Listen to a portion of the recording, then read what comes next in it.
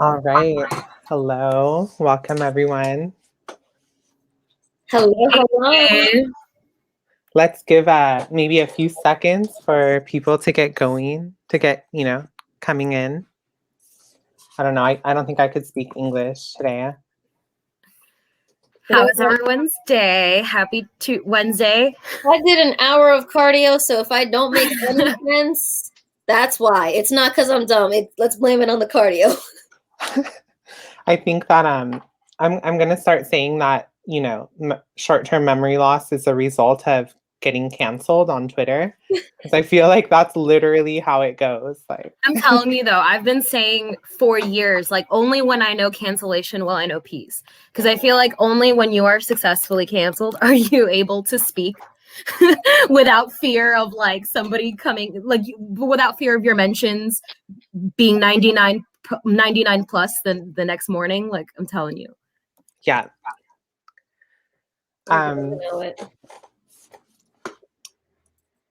All right, let's go ahead and get this started. So welcome everyone. My name is Esperanza. I am a contributing editor to Twinkrev.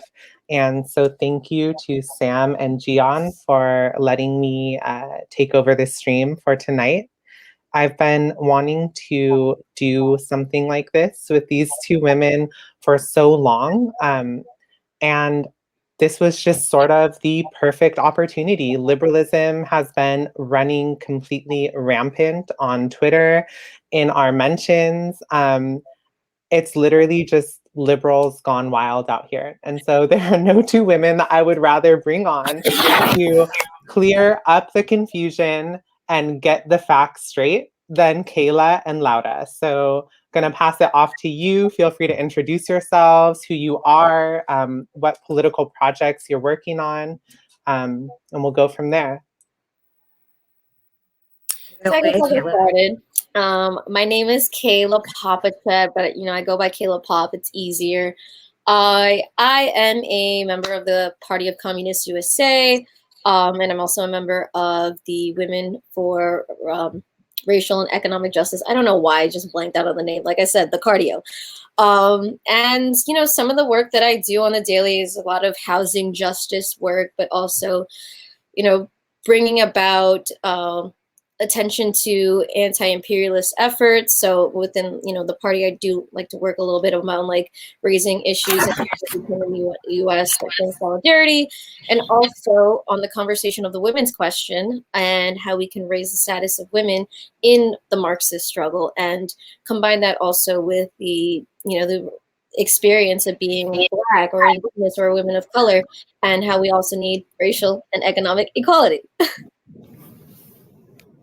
Yes, Kayla. Well, hey everybody. My name is Laura, more commonly known as Diablita on the Bird app and everywhere else. I am a Marxist feminist. I am a product of colonization. I literally would not be here. I'm Latina. Assuming that Latina is a race, it's not. It's a product of colonization. So I come to this movement from a strong sense of trying to get justice where there was no justice, right? The fact that all three of us are here sitting and even able to have this conversation is resistance in of itself, right? So I believe, and I think I can speak for the three of us, that our role here is to put justice on our history, right? Put justice on our people's name. So that's why I take this work very seriously. One of my favorite quotes ever is "Activism is the rent that you pay on earth." And I think that we, as Marxist feminists, as women of color, as transnational women, we have the responsibility to know our shit, right? To know what we're talking about. Seldom are women of color ever offered the luxury of being wrong or making a mistake. So every time we speak from knowing what we're talking about, from having done the work, and having this history that we understand and that we want to put justice on. So I'm part of Affirm New York. I have been doing this for as long as I can remember. I'm so happy to be in community and sisterhood with these women here tonight. And yeah, I'm just so excited to have this conversation. The other thing is I have very, very little patience. So Esperanza and I were talking beforehand and we were like, are we going to be savage tonight? And I think we're going to be savage tonight because the thing is, as Marxists, we have to be principled all the time. Tonight, we're not principled, ladies. Tonight, we're going to end liberalism, period. I'm taking off the name PCUSA, putting it on the side today. I'm Kayla Pop, and I'm going to be savage. The Amita's coming out. Yeah, and I think for the most part we stay principled, but I think tonight it's gloves off, right? Like it's gotten wild out here, and someone needs to get. I don't know if I can curse on this, Sam. I don't know if I can, but someone needs to get this SHIT together. So we will do that using Marxist analysis. And given the level of intersectionality of this group, there will be no claims of this or that regarding that. So I just want to throw that out there. So let's jump right in. The first thing that we wanted to talk about and really critique is liberalism in general. I know that, those of us who maybe read like theory or stuff will, read these like historical critiques, but let's get a little bit into the present. Why do you think that, well, one, what is liberalism? And two, why does it fail in being able to think through problems that are presented to us today? Anyone feel free to start. Well, I mean, liberalism lacks critical analysis. I mean, we can debunk it as much as we want, but when push comes to shove, that's the answer.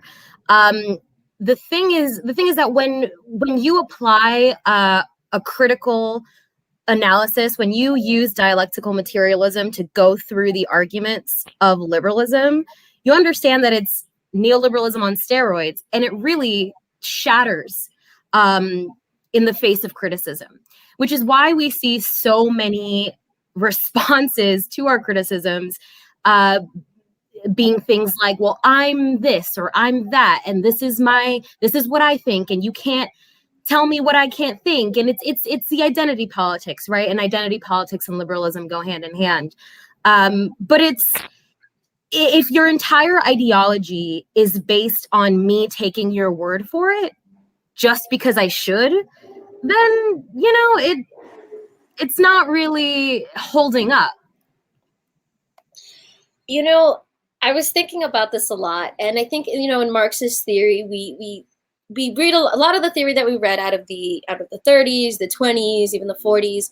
One of the greatest threats at that time was fascism. And so a lot of the theory was around how we as Marxists must fight and unite against fascism. But times have changed, and that's the thing about Marxism, Leninism, is that it's scientific socialism. It is a science, and it is adaptable to, everyday adapting material conditions. I think that our current greatest enemy is not fascism anymore, but it is liberalism, and it is so dire that it has made its way into the left, I call it the left, but they consider themselves the left, and they adapt a lot of communist language, but at the end of the day, at the core of it, they are liberals. What do they stand for? They stand for liberalism with communist aesthetics. Again, like Laura said, they'll use identity politics and make it sound super radical. At the end of the day, and a lot of people say this online, like, oh, the liberals have co-opted identity politics, but no, they haven't. It's always been theirs. Identity politics has always been rooted in liberalism. The major contradiction today is not black versus white. It's not animal versus human or whatever. It's none of these things. It's not women versus men. At the end of the day, the biggest contradiction in society is bourgeois versus the proletariat. And these people don't want to focus on class because oh, God forbid you're a class reductionist. Well, then you're not a Marxist. If you're afraid to touch about class, if you want to, focus and treat class as just another identity along with being or a woman, or being Black, or whatever have you, and you don't understand that classes as the basis of the contradictions. And not to say that those other things don't matter. I mean, that is a superstructure, but the base is class, and a lot of these people don't want to talk about that. And that's rooted in liberalism. Liberalism doesn't want you to think about the class struggle. Liberalism wants to distract you with all these different stratifications of the proletariat, and it's full of shit. And that's why we, as the left, are fighting amongst each other. We seem irrational to the masses. The masses are like, what is going on here? I will swear by this, that liberals are the greatest enemy right now, and ideology wise, they are really taking away what could be potential good comrades, people that are genuinely interested in radical politics, and then they get caught up in radical liberalism with communist aesthetics. The spirit of Mao is shining down on us. Just thinking of combating liberalism as we're talking about this. But I mean, the one thing I wanted to mention is how deeply capitalist liberalism is, right? So capitalism actually benefits from this liberal free-for-all that we have. It's the industrialization of the activist, right? There is an activist complex where everybody is an activist TM. It's something that you put on a resume and you can major in being an activist. It's so insanely capitalist. They are selling you this rhetoric that actually divides us, right? And I think that, Kayla, you are totally right when you say that liberalism is our biggest enemy. But at the same time, I wonder if a lot of the people who are engaging in liberalism even understand that they're engaging in liberalism. Because one of the things that I always say, and I say this when I'm talking to folks who are really primed to be radicalized, is I wasn't born a Marxist feminist. You know what I mean? Like, I was raised in the belly of the beast in the empire known as the United States. So political education to me when I was younger, when I thought that I was being a liberal, was the Democratic Party. You know what I mean? It wasn't until you meet Marxist feminists like us, and that's why we're having these conversations, that shine a light and pull, just take the rose-colored glasses off to tell you this is actually capitalism at work, and so that's where we come in to have those conversations. But yeah, I mean, we don't need activists, we need organizers, and that's what we're doing. We're organizing here. But going back to the point that I was making is, liberalism is capitalism because it actually benefits from the continuous oppression. When oppression continues, there is more money to be made by everybody being a activist TM. So the capitalists and the superstructures don't have interest in building a certain class consciousness that will allow us to see past these petty divisions that we create for ourselves when we engage with identity politics. Because if we actually looked past these distractions, we would see who the real enemy is. And you said it, Kayla. It is the capitalist. It is the empire. It is the colonizer. It is the imperialist. And they're all the same person. That's the enemy. Know your enemy. And that is who it is. So yeah, liberalism is a distraction from all of that. And I can't stand it. Yeah, I mean, I could not agree more. I was reading this book by Comrade Ajit in India, and it's called On Concepts and Methods. And, he does talk about how how identity politics also has a material basis. And while identity politics are being pushed by NGOs and imperialists, there is a reason that it sticks. That being said, identity politics at the end of the day is reformist. It stems from petty bourgeois consciousness, and it is unable to liberate us. So while, we reject identity politics, I think we don't, leave the question around race or gender or sexuality just blank, but we use Marxist, class, materialist, dialectical analysis to explain it, right? And I think there's this understanding that we need to push, which is that the proletariat is the last class, which is why only the proletariat and proletarian consciousness can liberate and free us from all other kinds of exploitation. And I think that that is something so offensive to say to people nowadays, because the influence of postmodernism and the overthrow of certain socialist states has caused this attitude of defeatism and this complete abandonment of talking about class, this idea of seeing the economy as something completely separate from us, something out there that we don't even talk about. And I think that the deeper we go down this rabbit hole of postmodernism and of identity politics, the more divided we're going to be, the less understanding we're going to have about how to actually address problems of sexism and racism.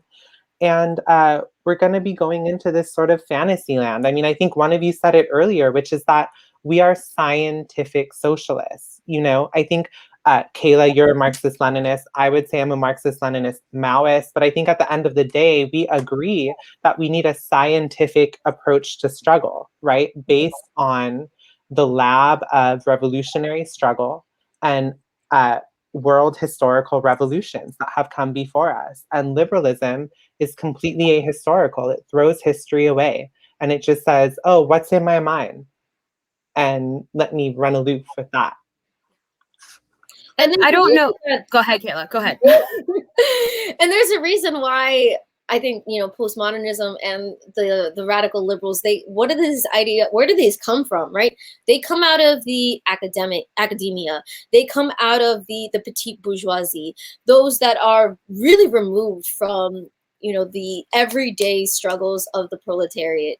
And I mean, this is neither here nor there, but I've been doing a lot of thinking about something like Afro-pessimism. And, you know, another thing I forgot to mention, I'm also a member of the Black Alliance for Peace, but, you know, thinking of ways that we can bring Black and Latin American people to the left and not into this radical liberalism. Because, you know, when I first got started into, I mean, my first political education or like awakening was actually feminism. You know, being a young woman of color walking down the streets, and I'm 12 years old, I can't get away from getting whistled at and getting called a bitch when I don't answer. So I'm sorry, I'm cursing, but but you know, that was my first kind of thing. But then I started looking at how racism exists and how it manifests, and so I definitely fell down this, you know, hole of identity politics. I got to even meet Barbara Smith and you know, all sorts of stuff like that. That was my thing. But so, you know, I think a lot of these ways that we can bring people out of that, and, you know, so theories like Afro-pessimism, they're purposefully vague. They're purposefully, you know, rooted in liberalism too, like I said before, with communist aesthetics, but really take the classism, confuse the proletariat, confuse people that are genuinely interested in building and, you know, uplifting and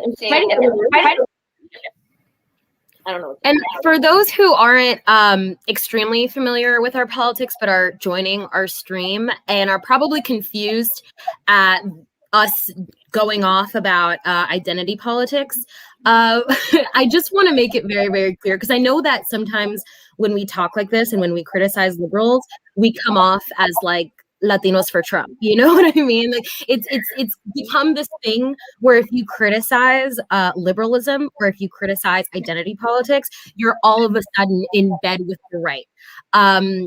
But what we're saying is the following. Obviously, we know that identities matter, right?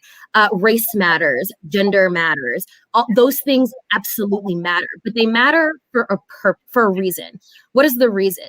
It's because they equip us with the lenses to be able to attack the oppressor in a fine-tuned way to ensure that they are defeated, right? That's the reason identities matter, because the superstructures are insidious.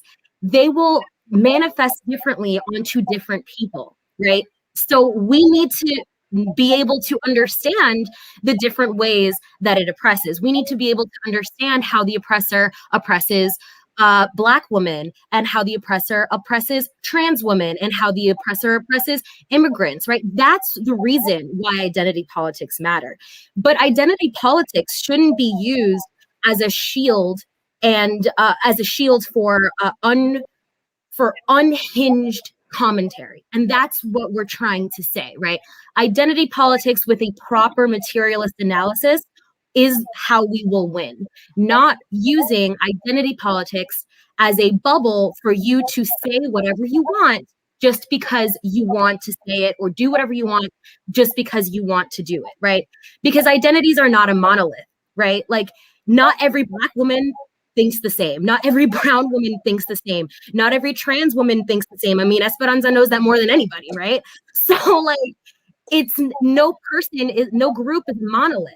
So how do we shuffle through the voices of the identities that are going to serve the advancement of that group versus the voices of those who are using their identity to be opportunists? The way that we sift through that is with dialectical materialism. That's the science. That is the approach. That is the method. So just understand that when we're going off about identity politics, it's not because we don't think that like it doesn't matter or these things don't matter. They do, but they matter for a reason. And if we are not using them appropriately, they will actually lead to our demise. And what's really interesting is that, like, if you do the proper work and like really reading about how all these identities come out of, racism was a product of class society.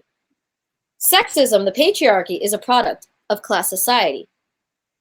What is the common denominator, right? The same thing that I said before. It is the base, and all these, this is still the superstructure, and the superstructure maintains the base, and the base shapes the superstructure. Let's get back to the basics. These things are all very interrelated, and so yeah, like Laura said, these things do matter because one shapes the other, and the other one maintains the other. Right. Absolutely. But we can't use that as a shield. You can't use your identity as a shield to say something absolutely wild, off base, reactionary, and then when you're met with criticism, just be like, well, you're not part of this community, so you can't tell me I'm wrong. No, I can't tell you that you're wrong because I have a brain, because I'm a scientific socialist, and you're wrong. And we will. Go on. Diablita? No, I mean, if anything, I think the best part about Kamala Harris is that maybe in these next 4 years, people will realize that, maybe just because she's a Black woman doesn't mean much, right? What's the difference? You're just putting a mask on the oppressor's face, and like, if anything, that's the best part about Kamala. In the next 4 years, perhaps there will be some realization that these baseline identity politics aren't going to get us far. Or you mean is willing to change its mask. It's willing to give us a little concessions on, all right, we'll have a woman vice president. Oh, and we'll make her Black. And oh, we'll have a Latino Department of Homeland Security. It's willing to concede that as long as we maintain the base, and that is the bourgeois oppression over the proletariat. Exactly. Right. And what's funny too is that specifically in the US, our understanding of identity politics is so insidious and cringy. I mean, they were fetishizing her for being like a child of an immigrant for India, but don't even mention her class or her caste, which is a Brahmin. So it's like, you really have no idea what you're talking about. But I think too, in terms of identity politics, like, we also have to look at it dialectically, and the idea that one divides into two. And you see this in terms of a real, like, petty bourgeois consciousness in identity politics, and how that sort of takes over the entire movement or theory or ideology.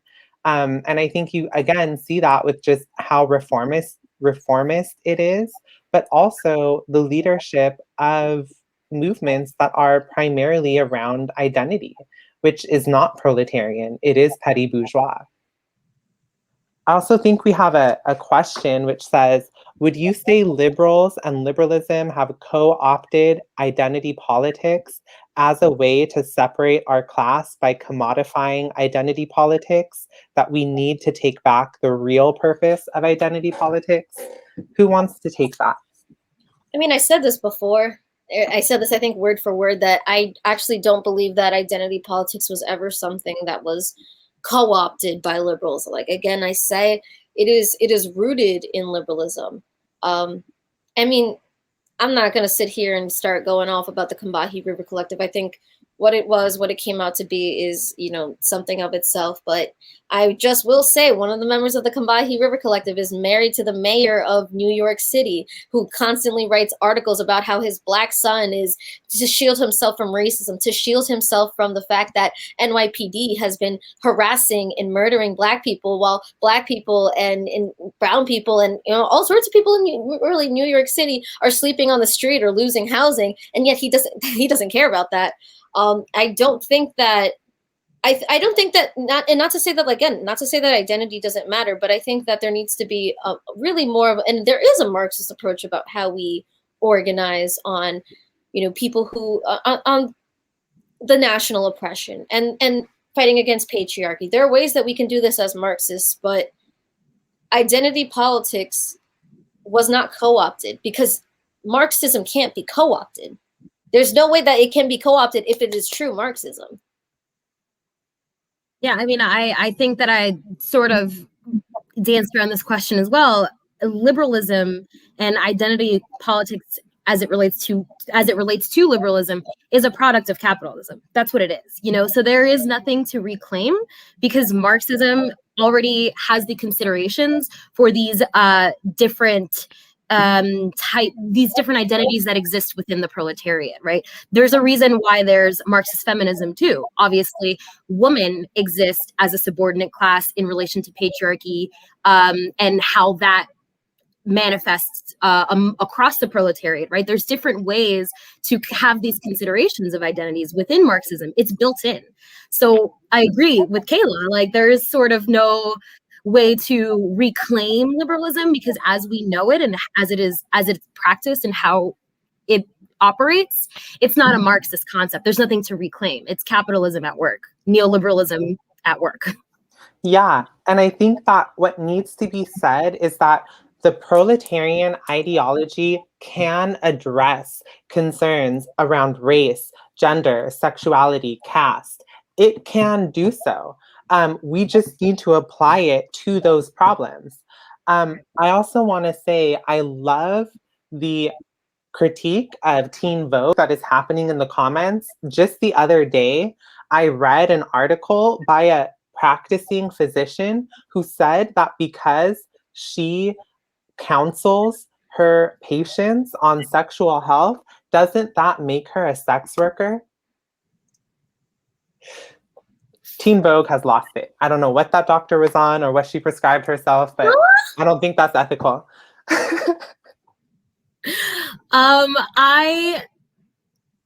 This sort of on brand. I'm sorry, that's just on brand for Teen. Oh, and also I just want to say, if you came here to troll us in the comments, you will get banned. So yeah, just know that. Esperanza, did you know that I'm a TERF? Did you know that I'm a TERF, apparently? We're, the TERF, SWERF, SMURF, TERF, SURF, and TERF. Come up with a new acronym. Aren't you creative enough or intelligent enough to come up with something original?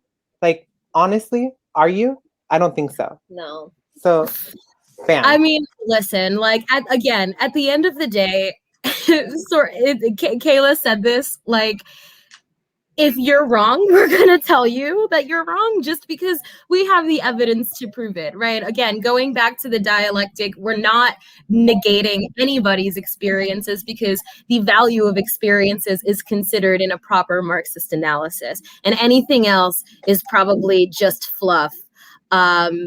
Yeah, so thanks, Epic Sauce 4000. This person's been on fire. We see you in the comments. Yeah, no, it's literally like, it's like some of you literally think that you're like a sociologist trained in network analysis, like with the way that you literally connect people with like 3, 4, 5 degrees of separation.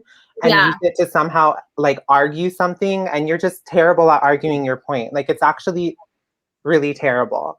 Yeah. So let's get into a little deeper concept of identity politics. So we always hear this argument: if you are not X, you cannot comment on X. And it always gets more limited and narrow. So it's like, for example, if you're not a sex worker, you can't comment on sex work. But now it's like, if you're not a sex worker right now, you can't comment on it. Or if you're not this or that. The same thing happens with trans people. The same thing happens with racial identity. What do you think of this logic? If you are not X, you cannot comment on X. All right, one Well, I thing. mean, it's kind of confusing when it comes to you mentioned the sex worker analogy, that if you're not a sex worker, then you can't talk about sex work. The reason that's really interesting is because of the example that you just gave, right? How a gynecologist, I think the Teen Vogue article, the person who wrote it, it was a South African gynecologist, I believe. I could be wrong about that. But if a gynecologist is able to consider themselves a sex worker, then anybody can consider them the problem with the term itself is that it's such an umbrella term that it almost invites everyone, but then you can't talk about it if you're not in it. It's very confusing, and again, it's the identification of like, I am a sex worker, right? And I am defined by this thing that I do, which is very unique to the sex trade because you don't see that anywhere else. It's not like janitors are like, I am a janitor worker, so I'm gonna I identify with the labor that I do. It's very, very few areas where you see that sort of identity affiliation with the production of labor. Nevertheless, with the whole sex work thing, it's really confusing.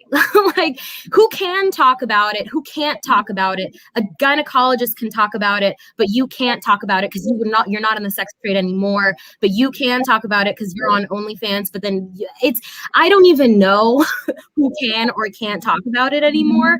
From my opinion, if you are a woman on this world, then you can talk about it, because it affects you whether you're in the trade or not. That's just a fact, okay? If one woman is for sale, every woman is for sale. As so long as patriarchy exists, so long as male entitlement exists, that will be the case.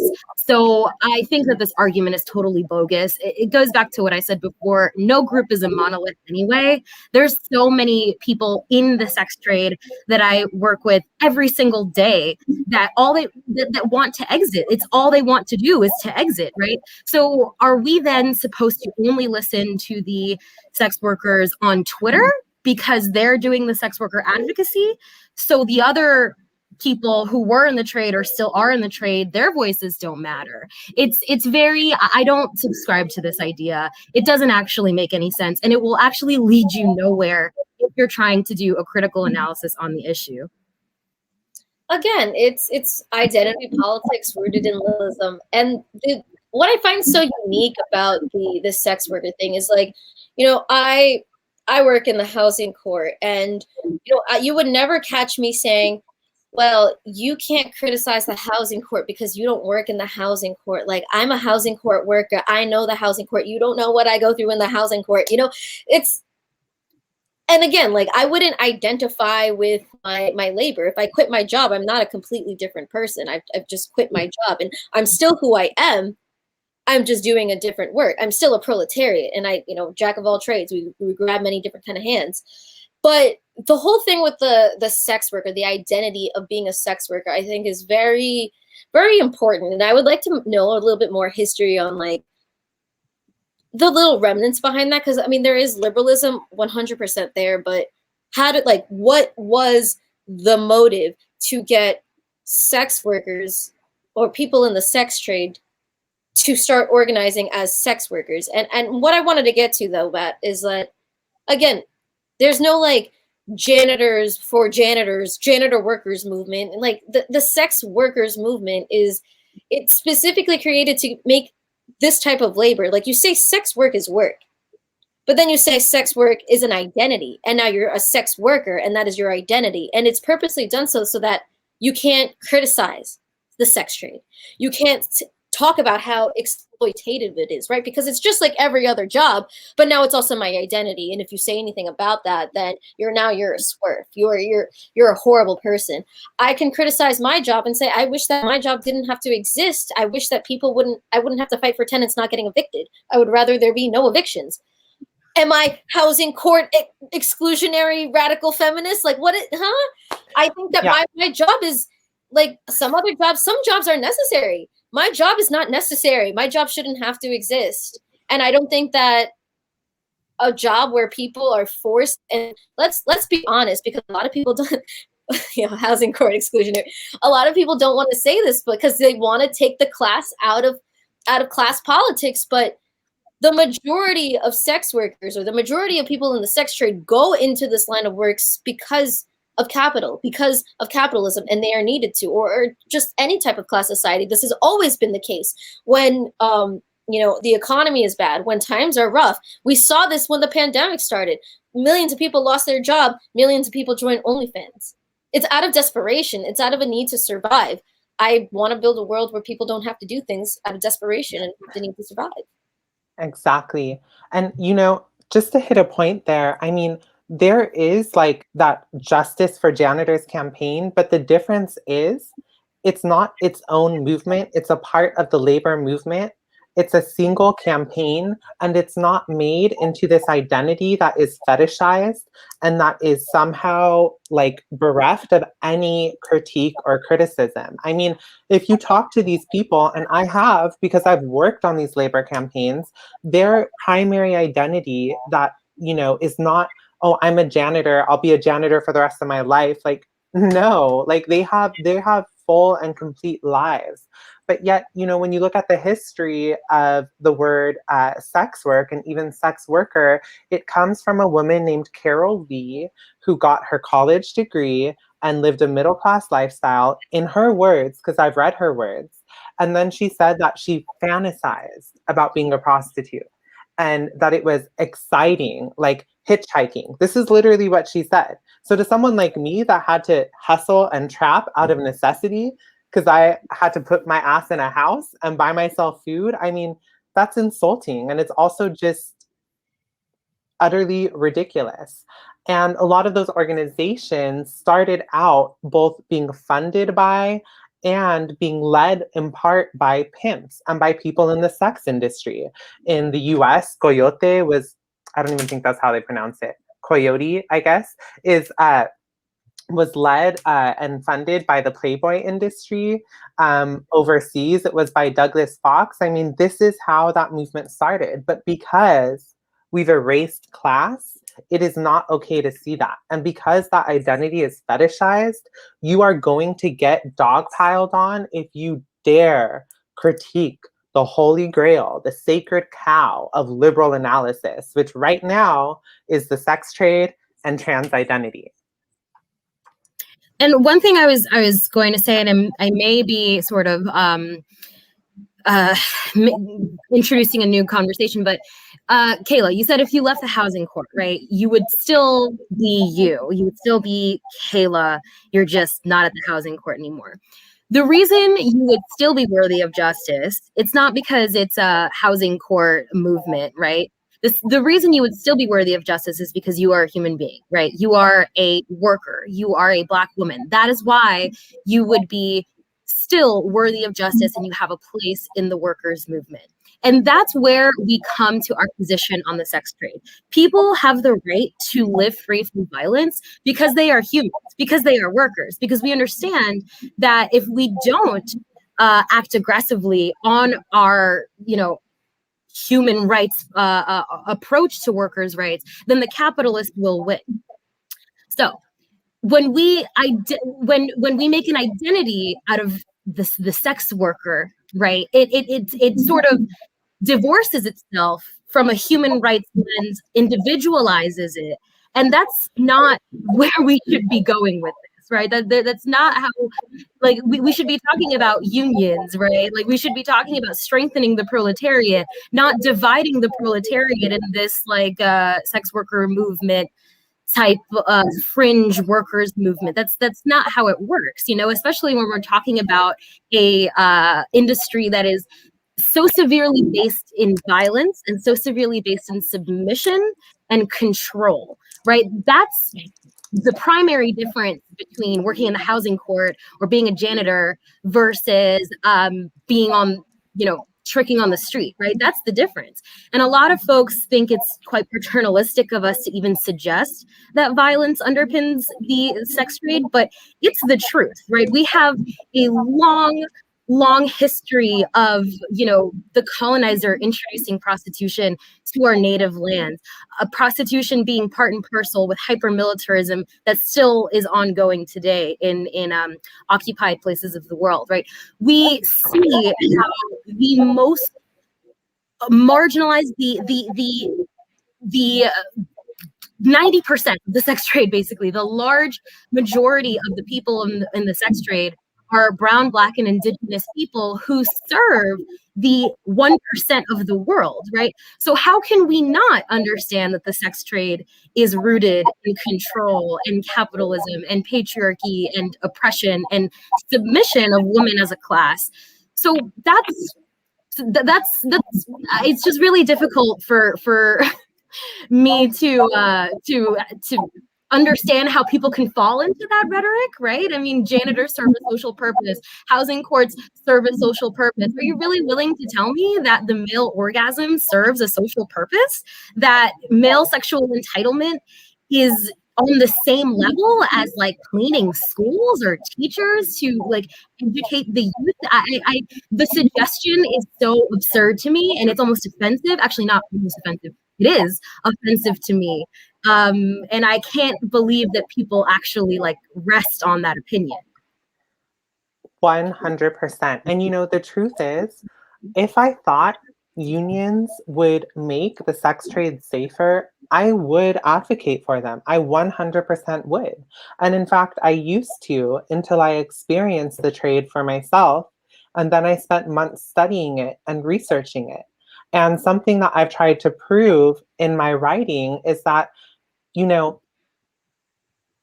when you look at a thing, like when we study something dialectically, you understand that you can't pin its development solely on external factors. You have to look at the internal conditions, the internal contradictions of a thing. And when you boil the sex trade down to its most basic component, it's an antagonistic relationship between what I call the buyer and the bot. And the buyer wants more for less, and the bot wants less for more. And that struggle plays itself out over and inside of our bodies during sex. And are you going to tell me that when a power struggle masked in a cash transaction plays out during sex inside your body, that you're not more at risk of a violation or of sexual violence occurring? I think that's ridiculous. And what I find to be even more ridiculous is that rather than being able to have a rational conversation about this issue, when we came out on the Red Nation podcast, people just lost their minds. Like, you would think that we literally said, go round up your nearest whoever and go shoot them. I mean, that is how people acted. And like somebody was mentioning in the comments, that one woman, I think her name is Harsha or something, her research that she writes her book on is on imperialism. Yet how funny / sad / telling is it that when it comes to this one issue, she doesn't talk about imperialism. She doesn't talk about the IMF, the World Bank, militarization, US imperialism, and its role in turning the third world into a brothel. So isn't it funny how soon those so-called Marxist arguments collapse into liberal arguments? And that's the thing. When people say, oh, there is a Marxist argument for this, it doesn't matter how that person identifies. Look at their argument. If their argument starts off dialectical, historical, materialist, and then it collapses into individualism, into arguments that rely on the common sense of the free market, then that is no longer a Marxist argument. And it shows you that that is a liberal position. And it justifies the status quo and the current order of things. What I personally think that makes, what makes, the way that it made sense to me, the way that I heard it, how it made sense to me, because when I used to be in a party that shall not be mentioned, but it was definitely not a Marxist-Leninist party. And so it had very weird positions. And I was, very much like sex work, pro-sex work, like woo, all that kind of stuff, and I had my own trauma going on with like sex positivity and this like really, liberal feminism. And so whatever. The way that it made sense to me, where I slowly started like understanding how the trade actually works, how it is rooted in exploitation that is, very unique. A person in the sex trade, and specifically somebody, full service or a prostitute, your body is the means of production, and it is also the commodity. And the product that is being made at the end is a man's orgasm. And that makes it very, very unique as to like working at factory or miners, not to say that one isn't exploited, like neither are exploited, both are exploited in this current system. And another thing, when you were mentioning about imperialism, I feel really strongly about it because it makes me so sad. So a lot of the work that I also do is I like to focus on Eastern Europe, and specifically like Ukraine, Belarus, and Russia. And sometimes it just makes me so like emotional when I think about the status of women in the Soviet Union, the position that the woman proletariat had in the workforce.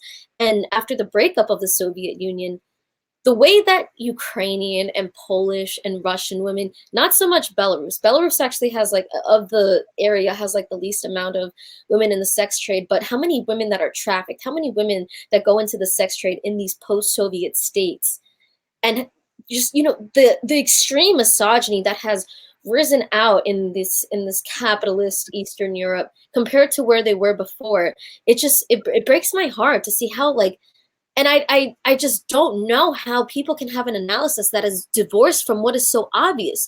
And, for background, like my family is from Peru. And, every time I go to Peru, I've seen brothels. You go down the streets of Lima and you see all sorts of poor, black and brown and trans women on the street standing at night, just waiting for men to pick them up. I think of where Peru is at and where the Peruvian women proletariat is compared to the Cuban women, and even the Cuban women in terms of the entire Caribbean. The stories that I hear from people that used to work on the cruise ships, and the men, American men that would go and they would be like, yes, we're going to go to the Dominican Republic and we're going to go to a brothel there. Oh, I know some really hot girls, and, it's really cheap. Our money's really good over there. To hear that, and to hear like what Dominican women are subjected to, and versus, look at their neighbor Cuba. Not to say that there's no sex trade there is, but it's at the most minimal. It's at the most minimal of all of Latin America, and it breaks my heart. And that was the first thing they did, is they kicked out the foreign imperialists, they kicked out the imperialist sex tourists, and they said, no, you cannot turn our land into a brothel, right? So no, that like, and that is like also something that I find so insidious too. I see in the comments that someone was saying they were like shocked by Harsha's like comments. And the reason why is it's like, how can you try and talk about an anti-imperialist or a socialist line on an issue when you don't even bother to do the most basic research about what anti-imperialists or socialists actually did to address the issue, right? And it's like, I think it goes to show you too, the Marxist approach versus the liberal identitarian approach, which is that the identity politics approach does not even, it's not even able to solve the issues that it's talking about. I mean, look at how it deals with racism, right? It puts you in this politics of representation. It says, instead of addressing the concerns that address the masses of Black people, the masses of brown people, etc., we're just going to put someone that looks like you in power and tell you to be happy, okay? And then we're going to tell you there's a worse enemy, and so be quiet. And look what they do with the issue of the sex trade. They, instead of what a Marxist would do and what Marxists have done, which is fight imperialism, fight exploitation, what do? They create these wild theories in order to justify it, which in the end of the day keeps us in the same place, not progressing forward? Well, the absence of the lack of understanding of imperialism has always been a flaw of the American left, and it's sort of what separates the American left from actual Marxists, because Marxism is internationalist in nature, and it begs for a global understanding and a global approach. This has never been a strong suit for American leftists, Americans in general, and it's especially important when we have this conversation, because when we're talking about the largest, when we talk about the group of people who exist in the global sex trade, because this is a global industry, right? We're talking about brown, Black, Indigenous people, right? So we're seriously talking about the places that imperialism has done the worst damage, and they are the workforce in this so-called industry. And so then what do imperialists turn around and do? They say, well, if you have a problem with prostitution in your country, you should just legalize it, and so that you're able to include it into your GDP at the end of the year. So you look a lot more wealthy to the IMF or the UN or the World Bank when you want to apply for more loans. Just legalize prostitution and include it in your GDP, right? It's because this is a capitalist industry and the workforce is colonized people. It couldn't be any more clear. And the other bit about it being a global industry is that it's a multi-billion-dollar industry, right? Like, the thing about arms and drugs is you can really only sell them once. I mean, drugs you could only sell once,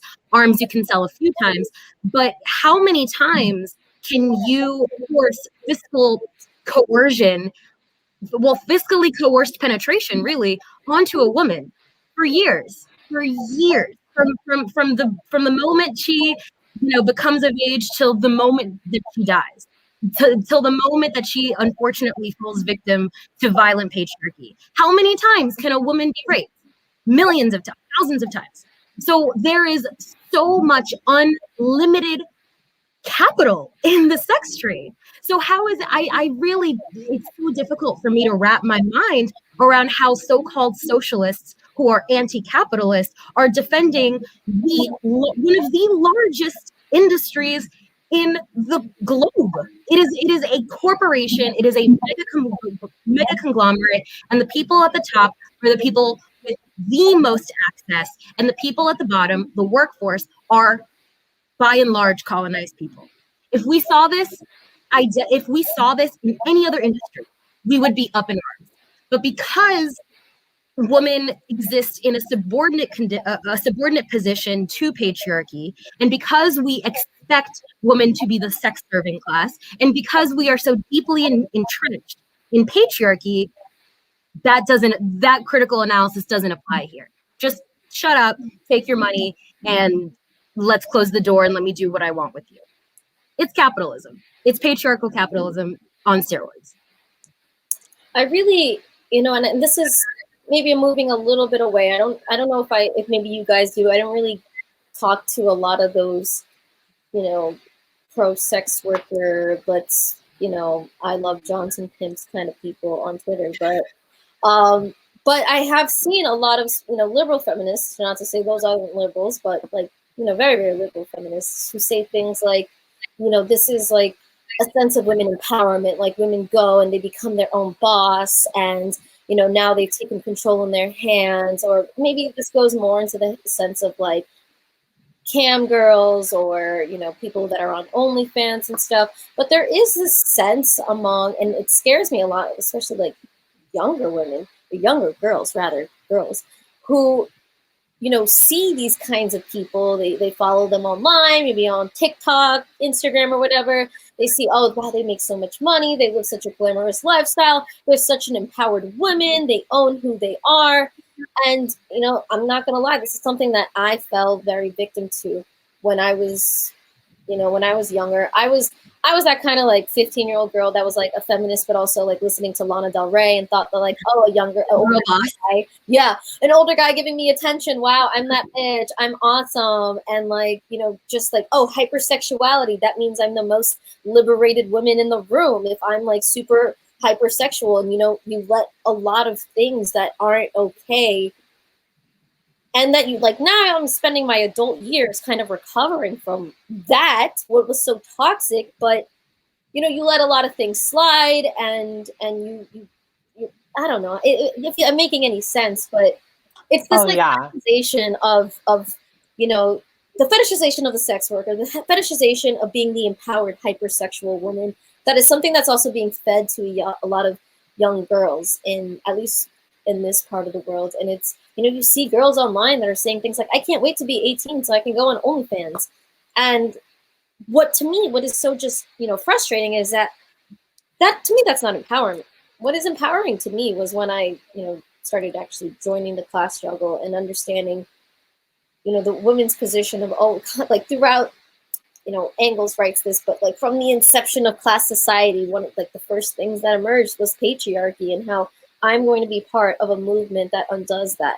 I'm going to be part of a movement that says, no, women are not, here to be bought and sold. Women are not here to be a subordinate to men. That to me is more empowering than how can I as a woman enter capital, and how can I as a woman be commodified. That is not so empowering.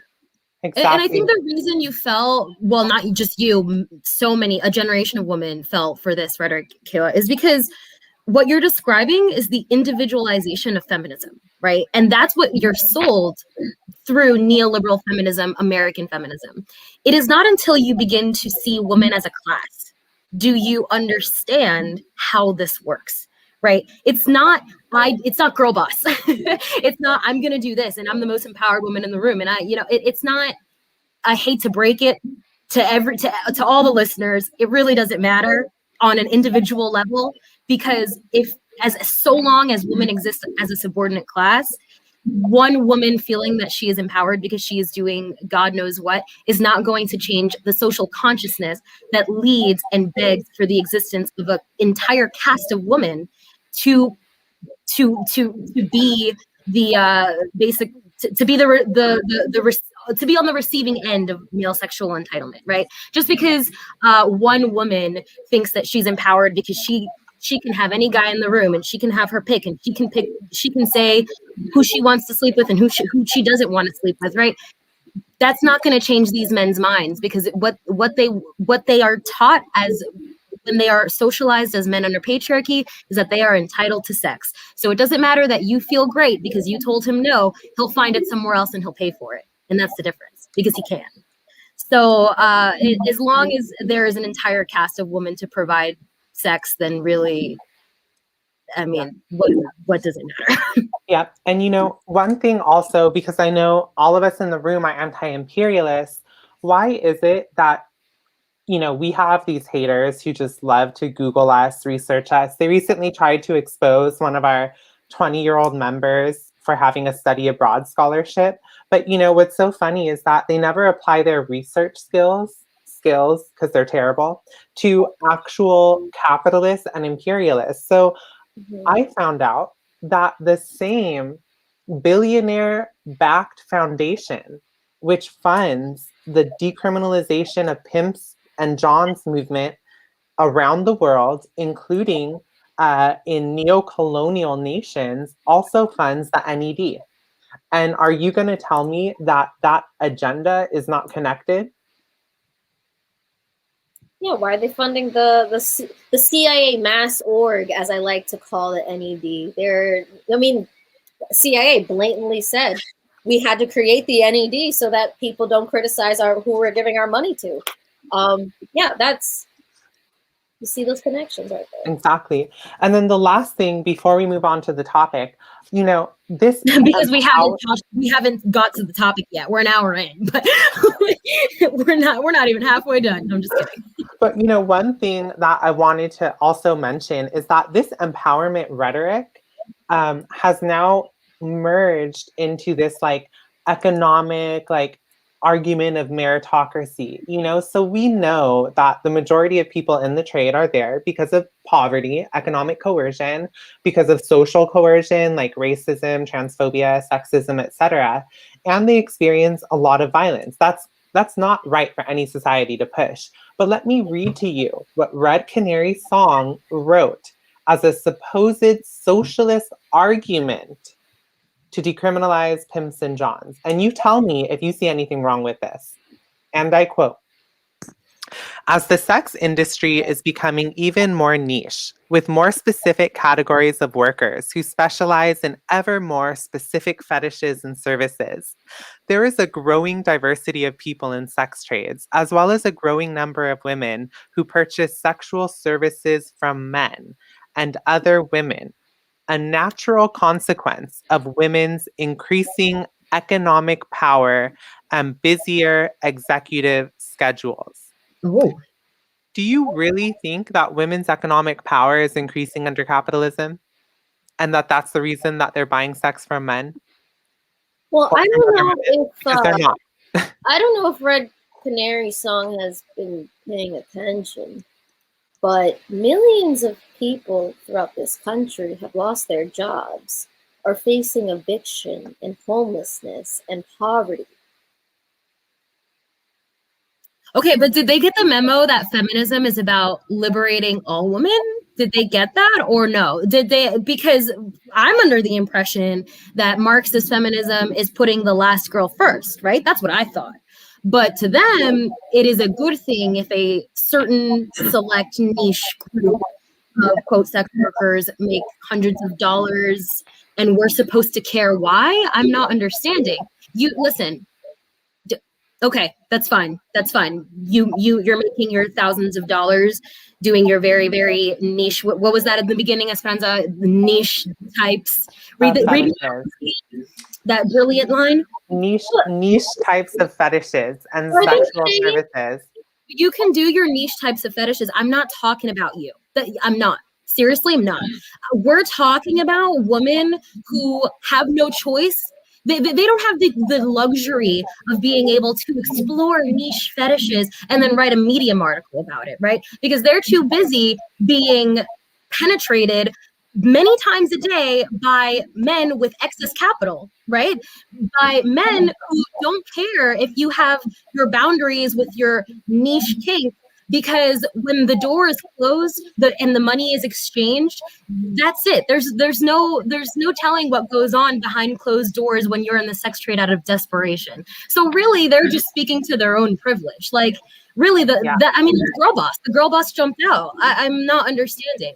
You can advocate for whatever you want to advocate for, but we're feminists, okay? We're Marxist feminists. We're here to improve the global status of women as a class, and you are not talking about that. You're talking about something else, and I'm not into niche fetishes. So here's a question that's related.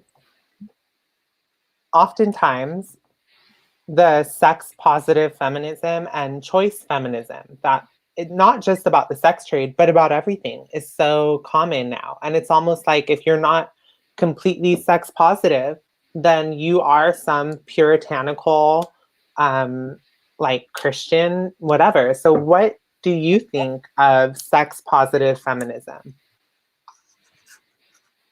Male serving feminism, you mean? Yeah, I mean, that's exactly what I was thinking. And I don't know if I can articulate this the best, because like I said, I'm still recovering from what I had gone through. But had you spoken to me like 2016, I would have been like, hell yeah, I'm a sex positive feminist. My Instagram name was Pussy Riot. Like I was all the way there. I got my little feminist tattoo over here. Like I was there, you know?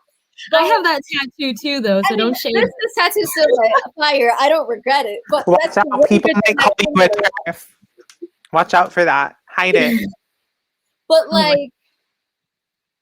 just like Diablita said, it is definitely male serving. That's why you'll see so many men online being like, oh, well, you're a misogynist if you don't think that, like, blah, blah, blah, blah, blah. And it's like, well, first of all, who the fuck are you?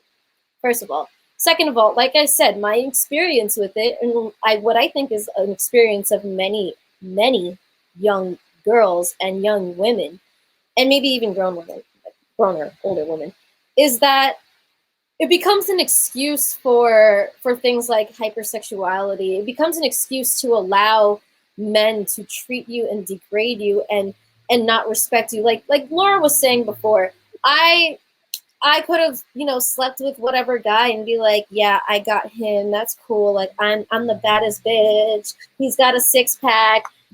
But what is he doing behind my back? Probably he's talking shit about me, like, oh yeah, that slut, whatever, blah blah blah. Like, completely having no regard for me as a human being, completely having no regard for, like, am I okay? Are you okay? At the end of the day, he still views women as something to be bought and sold, to be used and treated as though whatever. He's like, oh, I could make her my girl if I wanted to, but I don't want to. Like, I mean, all this to say is that sex positivity feminism is something that I think, and it's very toxic, the way that it's portrayed, because it is, at the end of the day, rooted in liberalism. It's very toxic, and it's very misleading to a lot of young girls, and a lot of young girls who were like me. But at the same time, this doesn't mean that, like, oh my gosh, you need to save yourself for marriage and, like, put a chain on it or whatever. But I just don't think that a type of feminism that places its emphasis on how hypersexual a woman is means to be a liberated woman. I don't think that those two need to come together. Yeah. And, connecting to the earlier conversation, I think a big part of it is that we fetishize sites of identity. And then it's like the more you play up that identity, the more you think you'll get liberated. So, like, for example, the identity of a slut. So I was called some pretty terrible names because my organization said a few years ago, and I quote, "We are women. We are not sluts. We are women." And apparently, this man found it extremely offensive that they said that. Now, look, I don't care how many times you have sex. I have sex whenever I want to, consensually, right? The point is that when you start creating an attitude where you have to play up this identity in order to be radical or revolutionary or think you're getting liberated from some system of domination, like, that is complete bullshit, right? It's like the same thing with, like, queer or trans identity. A lot of people feel like if they want to get liberated from, like, transphobia or queer phobia, they just have to be as queer and trans as possible. And it's like, you can do that if that's your thing, but that is not necessarily political. And the only way that we liberate ourselves from the material system that is oppressing us is if we organize together as a class. And I think that is something that just irks me to the core about the way that liberals approach activism, is that it's so individualistic and it's not about collective organizing or collective action. And I hate it. Yeah, the dilemma that we're discussing right now actually is evidence of how removed activism, so-called feminist activism, is from the radical roots of feminism as a movement.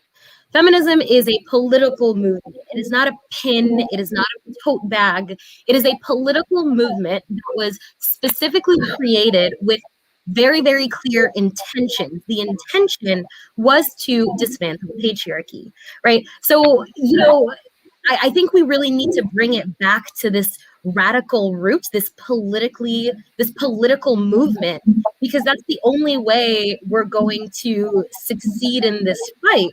Like, it's sorry if there's an echo. It's really weird to, like, have these discussions on, like, is a woman it's like baby feminism. It's like the argument of whether women should wear makeup or not. Is it feminist to wear makeup or not? Who cares?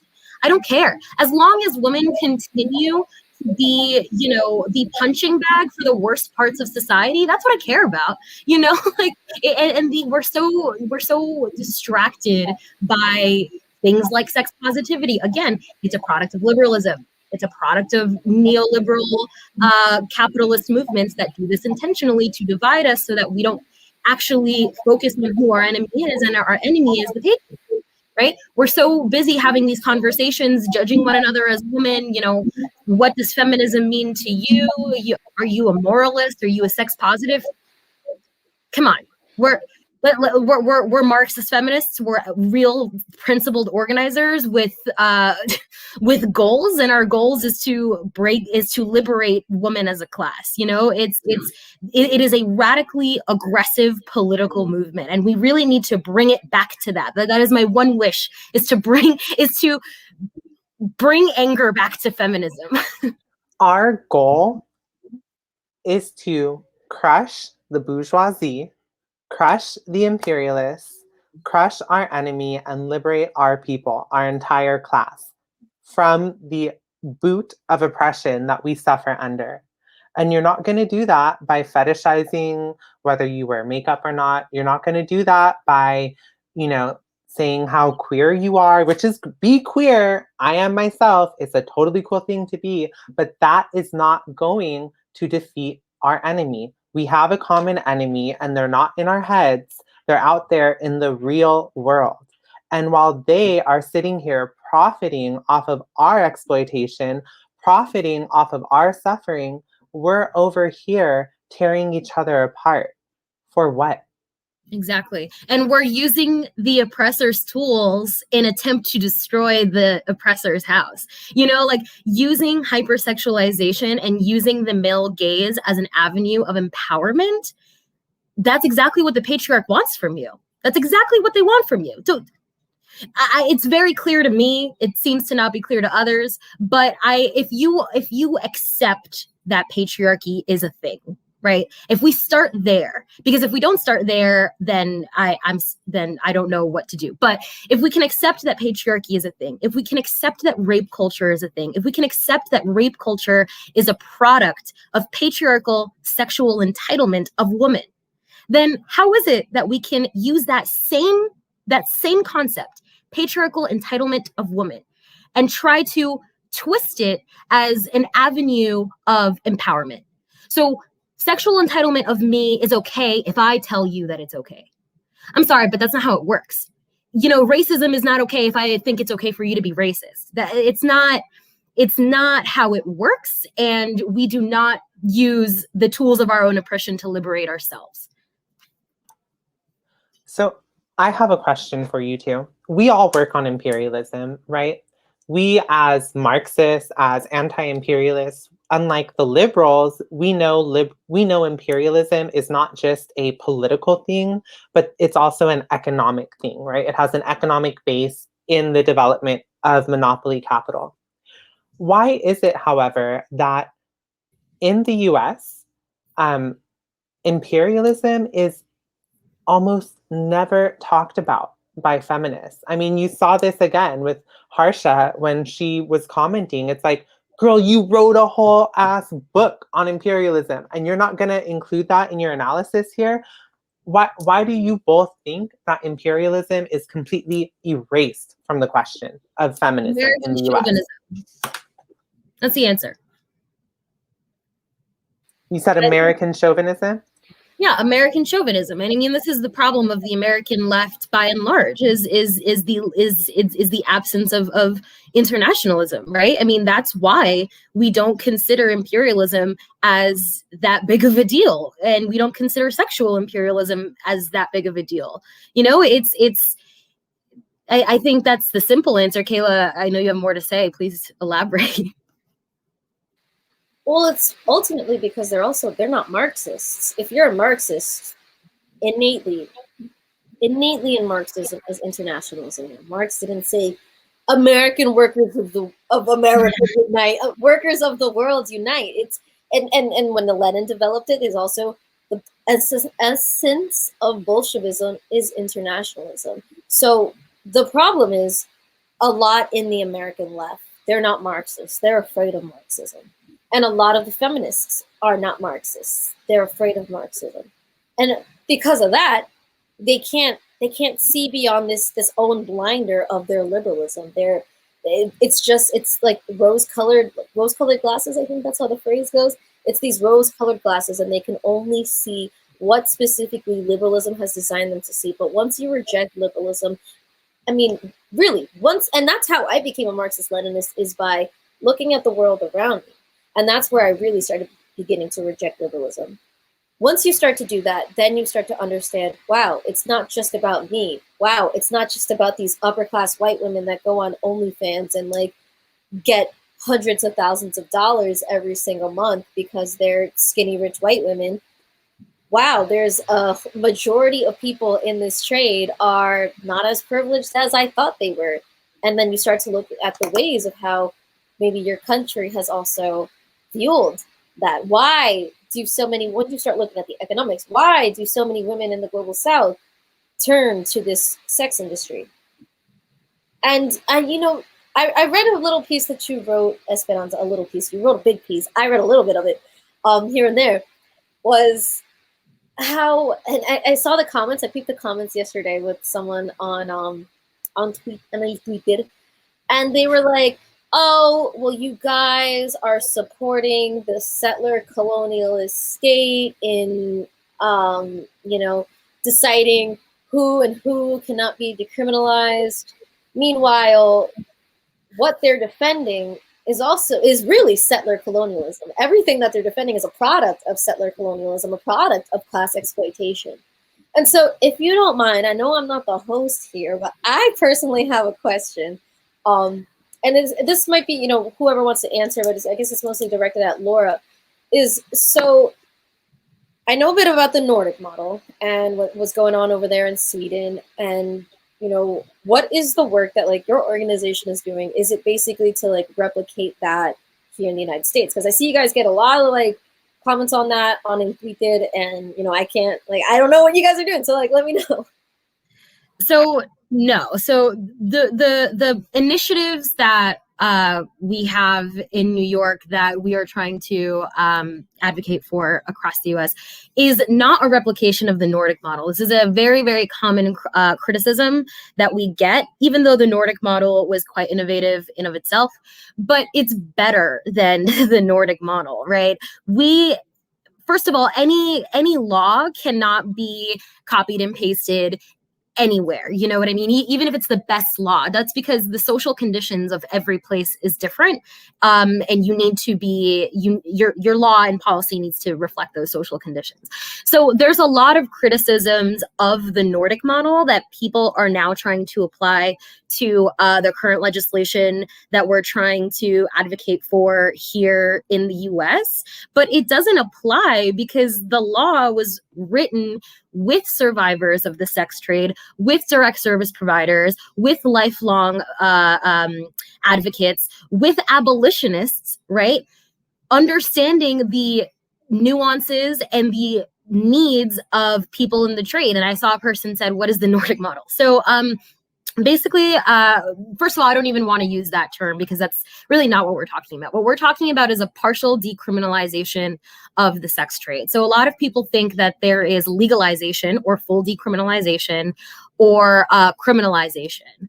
And what we are proposing is partial decriminalization, which means you remove the crime of selling sex, but enforce penalties for buyers of sex and pimps and traffickers.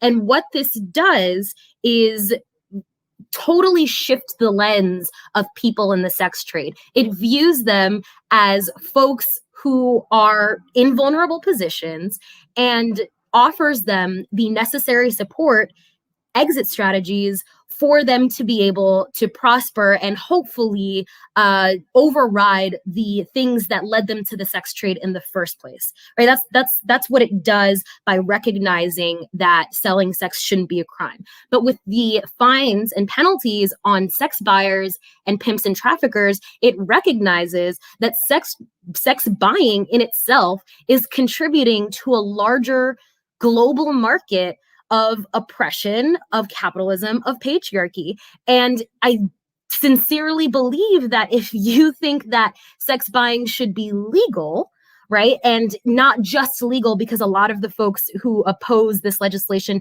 don't only think it should be legal, but they also encourage it, right? They are sex trade expansionists. They think that the sex trade is an appropriate place for women to exist in. And I fundamentally disagree with this. So again, the Nordic model, it's called the Nordic model because it was, I think, one of the first people who put this into law was Sweden, obviously. But we shouldn't view, one of the other really stupid criticisms that people who are in favor of partial decrim say is this is a Nordic model law and white people wrote this law and it's white people socialism. That's really funny because in our indigenous lands, prostitution didn't even exist. So nice try.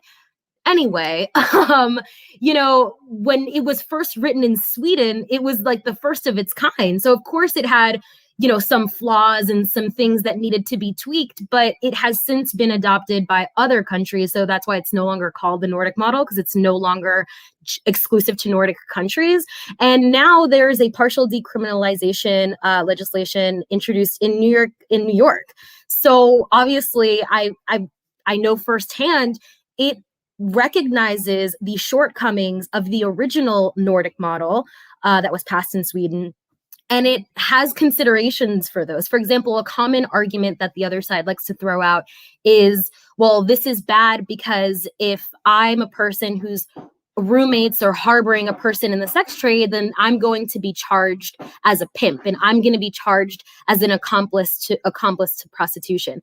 But that's not true, because if you read the law, there is an affirmative defense to prevent that from happening. Because what people don't understand is that this was written for and by feminists, right? We are not here to say you can't do this anymore. Now off with you, go away. I don't care about you. No, we want to ensure that women no longer have to turn to this if they need their rent paid, if they need healthcare, if they need education. I think that's a great thing, actually. Call me crazy. Yeah, and I just want to address a comment in the comment section, which is true. You don't get prostitution until slave societies. And Right. That's why we are not simply identity politicians that think that prostitution is simply something that comes from Europeans because of something intrinsic to them as Europeans. It comes from class society, and specifically a kind of class society that was formed as, patriarchal, right? Patrilineal property laws, the enslavement of women, etc. And so that's why we want to ultimately abolish class society. That is how we solve all of the issues. This is a single reform, but I don't think any of us are under some false impression that this is going to end capitalist exploitation and poverty, etc. Like, we need a revolution for that. And for that, we need a party, but we could go into that later. And I noticed the comment does mention the Incas, and I just want to, say, as a Peruvian, the Incas, Mariátegui and a lot of socialists call them somewhat communalistic, but okay, that's a debate. But at the end of the day, what did the Incas do? They were an empire. They conquered other nations, they conquered other tribes, and who were the people that had to, so the Quechua people and the Quechua speaking people were and the Aymara people, one of the reasons why these languages also survived was because they were the elite languages of the empire. There were over 40,000 different languages of those smaller tribes that they conquered. And who were the people that were prostitutes or concubines for the Quechuas? Were the nations that they conquered. Yeah. And just to go back to the law really, really quickly, just so that we don't, miss this point. I hate to say it. I don't hate to say it. I don't care. But I think the people who oppose the law are quite egotistic. They're political chauvinists, because what we need, like Esperanza said, we need a revolution, right? That's what we need. To liberate us from these chains, we need to stand up and revolt and overthrow the empire. But is that going to happen tomorrow? No, we're working on it, but it's not going to happen tomorrow. You know what needs to happen tomorrow? These women need to have services tomorrow. These women need to have services yesterday. And these women need to have their criminal records expunged yesterday, which is part of the law. And so what am I saying? This law is offering material solutions now, which is what we need now, because the sex trade thrives on desperation. And the longer desperation exists, the longer the sex trade will exist, and the longer the sex trade will thrive. We are trying to cut that desperation with a knife. We are trying to make it so that the people who need the most immediate assistance and the most immediate exit strategies get them. And so I really, even if you disagree with partial decriminalization and you are of the opinion that it should be full decriminalization, right? Which is a whole other conversation we could get on, and I mean, we'll go off for ages, but even if you are of the opinion that it should be full decriminalization, I genuinely still think you should support partial decrim, because it means all the difference to the woman that need it. It means all of the difference for the woman who, you know, is one paycheck away from being homeless and being, you know, tricking on the street. It means all the difference. And it means the difference for people who never had the opportunity and aren't going to be offered the opportunity if we enshrine the sex trade as a valid place for women to be in, right? That's the difference. Is saying that sex work is work, which is their line, is saying that going to give people the ability, sorry, that was my cat, is saying that going to give people the opportunity to escape if they want to, right? And so I start asking people this, like, do you believe in the right to exit? I know that you believe in the right to be in the sex trade, but do you believe in the right to exit? And, you know, they want to say yes, but their policy doesn't reflect that, because if you believed in the right to exit, then you would understand why partial decrim is necessary. Because, you know, there was a survivor of prostitution. She's from Boston. She said prostitution is the easiest thing to get into and the hardest thing to get out of. If that is the case, then how can you say that you support the right to exit while also enshrining it in law? It doesn't add up. It actually materially does not add up. So if you really care about the people that you are using as political scapegoats, so, you know, trans women, immigrant women, brown and black women, if you actually care about those women, you would probably be in favor of this, because it's going to expunge their records. It's going to give them access to the things that led them there in the first place. And you're not offering any solutions, are you? And isn't it funny how like class is just always erased from the discussion? Like even the word like proletarian, like most people don't use that term, but like there's an actual reason why that term isn't common in our vocabulary. And I think like once again, when we were talking earlier about how, you know, one divides into two, in this conversation, go look at the comments that were nonstop for the past, 48 hours, like just grilling me. The only people in the sex trade doing that, like, I did not see one that was not someone who, I don't know how to say this because I'm sure someone is recording to like play this back later to like, I don't know, condemn me. But what I will say is that none of them were trapping like I was. And there's a reason for that. And it's because one divides into two and class is erased from the equation. And you know, I wanted to ask you all about something similar. So I don't know if there's anything else you want to say on this particular topic before we maybe shift gears a little. I just want to say one last thing regarding what that person was saying, that like, oh, but you're working with the settler colonial estate.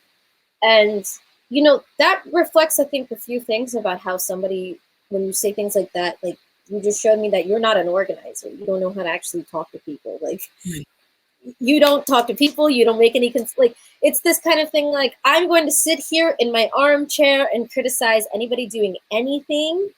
trying to make any workers' lives better. And if you do any of that, well, then now you're a reformist, or you're working with the settler American state, you know. And it's just such a reflection of how little you actually care or have any regard for the lives of the people. Like, do they think Kayla, that unions are reformist because unions negotiate with bosses? Are unions reformist? wait, I want to tell you something. Yes. Do you know that our biggest, we could get into I worked in the union movement. I have a lot to say on them. But our biggest stalker, who literally has tried to take our jobs away from us, like the most evil person I could think of, literally said they want to decriminalize domestic violence. Yeah.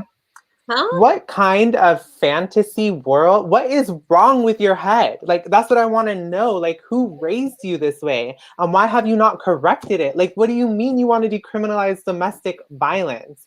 And then call somebody who says, no, I don't want to decriminalize domestic violence a carceral feminist. Like, are you okay?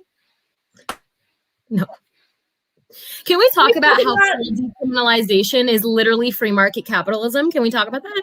Like, there's a word for it. It's called the invisible hand. And Adam Smith said that, baby. Like, you know, like, I don't understand how we are, how we want to tell like Monsanto, and we want to tell, you know, all these and Nestle, all these people, we want to regulate them, obviously, because we want to, you know, see 15 more years on this planet, right? We want to tax the rich, right? Because it is unthinkable that they have no regulations on their excess wealth. But somehow, regulations on the sex trade, no ma'am. I don't know. It doesn't add up. It doesn't add up. They are everywhere except when it comes to this. They're woke Ronald Reagans, you know. If Ronald Reagan had like a Black Lives Matter flag and a rainbow flag, that's what they are. You mean Obama? Oh, yeah, no, you got me there. Is that who you mean? Just wondering. Obama, Biden, yeah, they're just libs. But yeah, no, I mean, it does coincide perfectly with the US imperialist neoliberal agenda of economic liberalization, globalization, and privatization. I mean, and that's why what I've attempted to show, which angers people beyond any rational capacity, is that is why the same people fund both of those things. The same people funding the front group for the CIA, the NED, are also the ones funding the global movement to decriminalize pimps and johns. I mean, that's what, like, do you not think that an industry which can bring billions to them, which come at the expense of our bodies like my own, you don't think that they're going to fight tooth and nail to be able to expand the frontier on how they can accumulate capital on our bodies? Like, and why should we just roll over and accept it? Because we're afraid that we're going to be called puritanical or sex negative? Like, you're literally regurgitating the argument of imperialists. Like, you're internalizing it and then you're regurgitating it. Like, fuck the imperialists. We don't want to give them anything. We don't want them to commodify our water. We don't want them to commodify our body. We don't want to give them land. We want to fight them at every step, like, you know, tit for tat warfare. So why is it that we are conceding struggle and allowing imperialists to plant a victory flag in our bodies? That's what it is. I mean, they're sexual capitalists. You know, that's what it is. They're sexual capitalists. Yeah. You know what? Let me not say what I'm thinking. But so I have another question for you too. Right now, intersectionality is such a popular topic. I was in a training once where a woman was asking why we didn't invite all non-men to a women-only training. And she concluded the training by saying, at the end of the day, the only thing that matters is how intersectional you are. What do you think about that concept? I don't even know what that means. Okay. So I have a question for this person, because I don't think that their understanding of intersectionality is the same as mine, because the way that they're saying it seems like they're accumulating identities for brownie points. And the more identities that you accumulate, like Yu-Gi-Oh cards, the more worthy you are of having the mic, which is not how it should be. So is that how the person meant it? That's how it sounds like to me. Well, I'm not just trying to focus on them as an individual, but just like for example, the way that I've seen intersectionality constantly played out is that one, class is considered another identity. It's not a position. So I've literally seen people who say, oh, I grew up poor, but now I own capital, but I still identify as working class because it's how I was socialized and because identity is all in your head. Ooh. I've literally heard this. Right. I identify as a very wealthy white Christian straight man who owns a yacht. Everybody concede. I'm walking into Goldman Sachs tomorrow and be like, I identify as I work here. I identify as somebody who has their student loans paid off. So these invoices, I don't need them. I'm just kidding. Take them back. Sorry.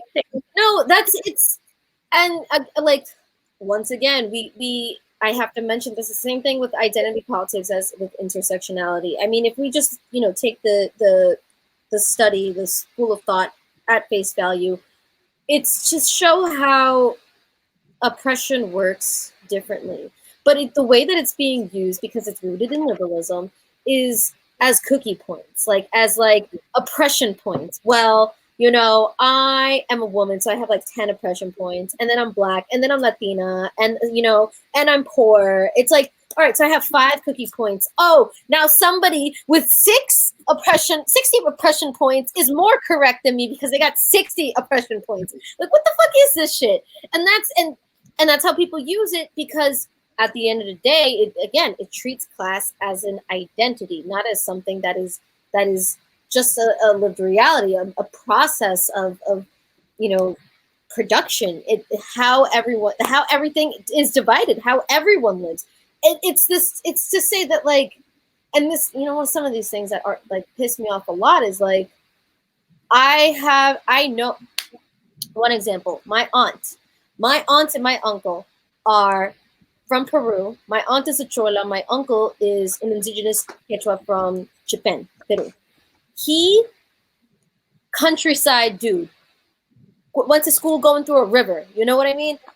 He now has a business in Florida where they distribute to Universal Studios, to Miami. They vote for Trump. They hate socialism. They're brown people. They're brown ass people. I know white people with better politics than them. They came from the trenches. They came from nothing, but now they have a lot. And I know white people who, never had to swim through rivers or, aren't from the third world and still have way better politics and way better class analysis because their interests are with the proletariat. So that's just, this whole, and I know that's so popular in feminist spaces. I mean, listen, I said that shit too when I was one of those liberal feminists. I was like, if it's not intersectional, it's bullshit. Cringe, I mean, cringe. I wonder why, I was listening to this lecture of Kwame Ture, and he said, he was speaking to college students, and he told them, the master's not going to teach you how to liberate yourself from the master's chains. So why do you think that you don't need to read and study outside of what they're teaching you in the university? And I wonder why it is that people graduate with these college degrees and they think that they are, not even revolutionary, radical, because of what they learned in a college classroom. But yet they tend to be so completely ignorant to the revolutionary tradition, a tradition that has actually been able to crush a capitalist state, create a new state in their own image, create a dictatorship of the proletariat, but yet it's all ignored for these theories that are created and contained within the academy. And they don't at all think hey, maybe I should learn something outside of the limits of what university taught me. Well, the ivory tower advances the desires of white proximity, right? It gives you a little bit of the American dream. Oh my gosh, you went to college. Oh my God, you're making it. And it's so intoxicating because then you turn on yourself and your own people and your own class.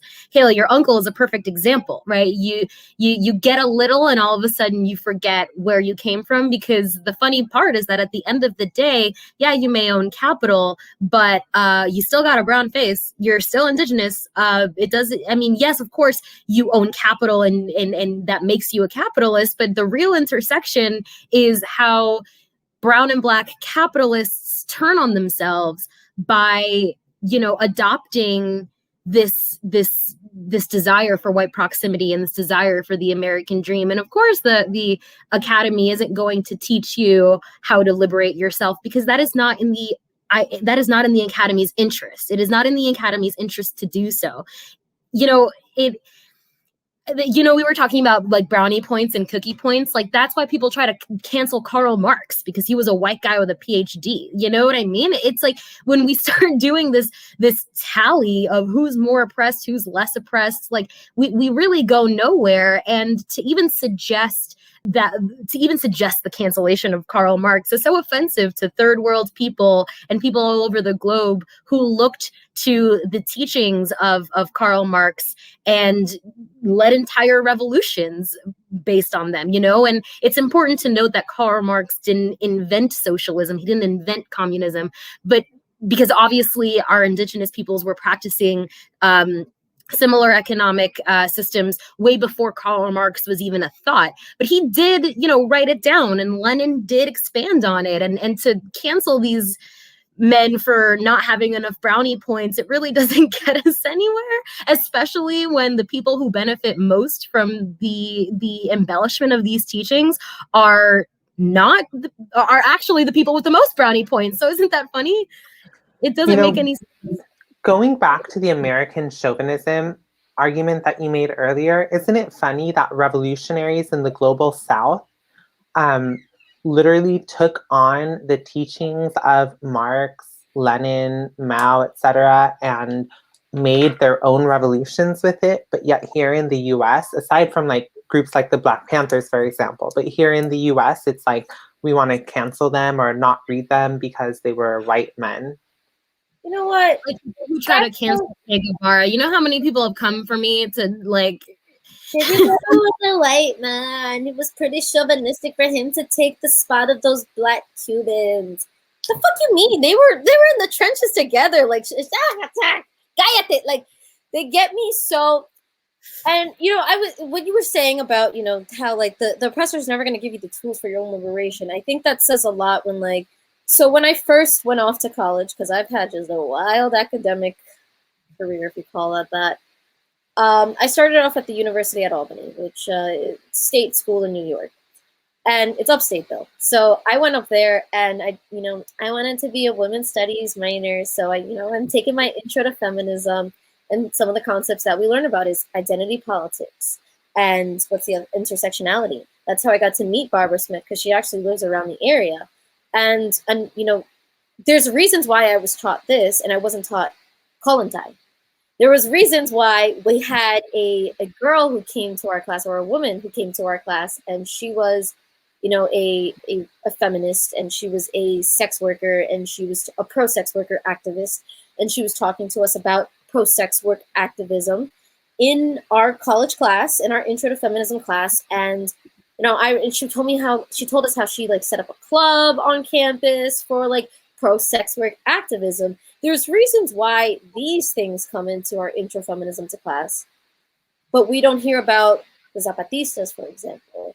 We don't hear about, the revolutionary women throughout the entire global South that, overthrew capitalism, fought colonizers, fought, imperialists, and actually did something for the position of women instead of funneling them into the free market that is sex trafficking, and say, no, we're going to prioritize the needs of our working women. We're going to uplift the conditions of our working women so that no working woman will be left behind and everyone can live a life free of exploitation. And we're going to build that, and we're going to get there. We didn't learn that in school.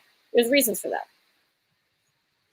And before we get a bunch of hate for simping for white people, I just want to make it very clear, the political concept that is known as whiteness, because whiteness as a political concept is created, is cancer. It is a cancer to society. It is a plague on anybody who does not fit into whiteness. And it's awful, and we have to dismantle whiteness. However, we are never actually going to get to the heart of why whiteness as a political concept is worthy of being dismantled if we keep playing this game of brownie points, right? And this, I think, like differentiates an organizer from a person who just wants to talk a lot of smack on the internet, right? Like a lot of people are going to turn to us. I mean, Kayla and I have gotten it before. You know, you care too much about white people's feelings. That's not true. We care about workers' feelings. And the only way that a white worker is going to understand the plight of a Black worker, of a migrant worker, is by creating class consciousness and creating a united workers' front. Because really, I mean, what are we going to do if we keep, you know, saying that white work, like, oh, it doesn't matter if you're white, if you're white, you have zero to contribute to the conversation. I mean, come on. I mean, obviously white people shouldn't be centered in conversations that have nothing to do with white people, obviously, right?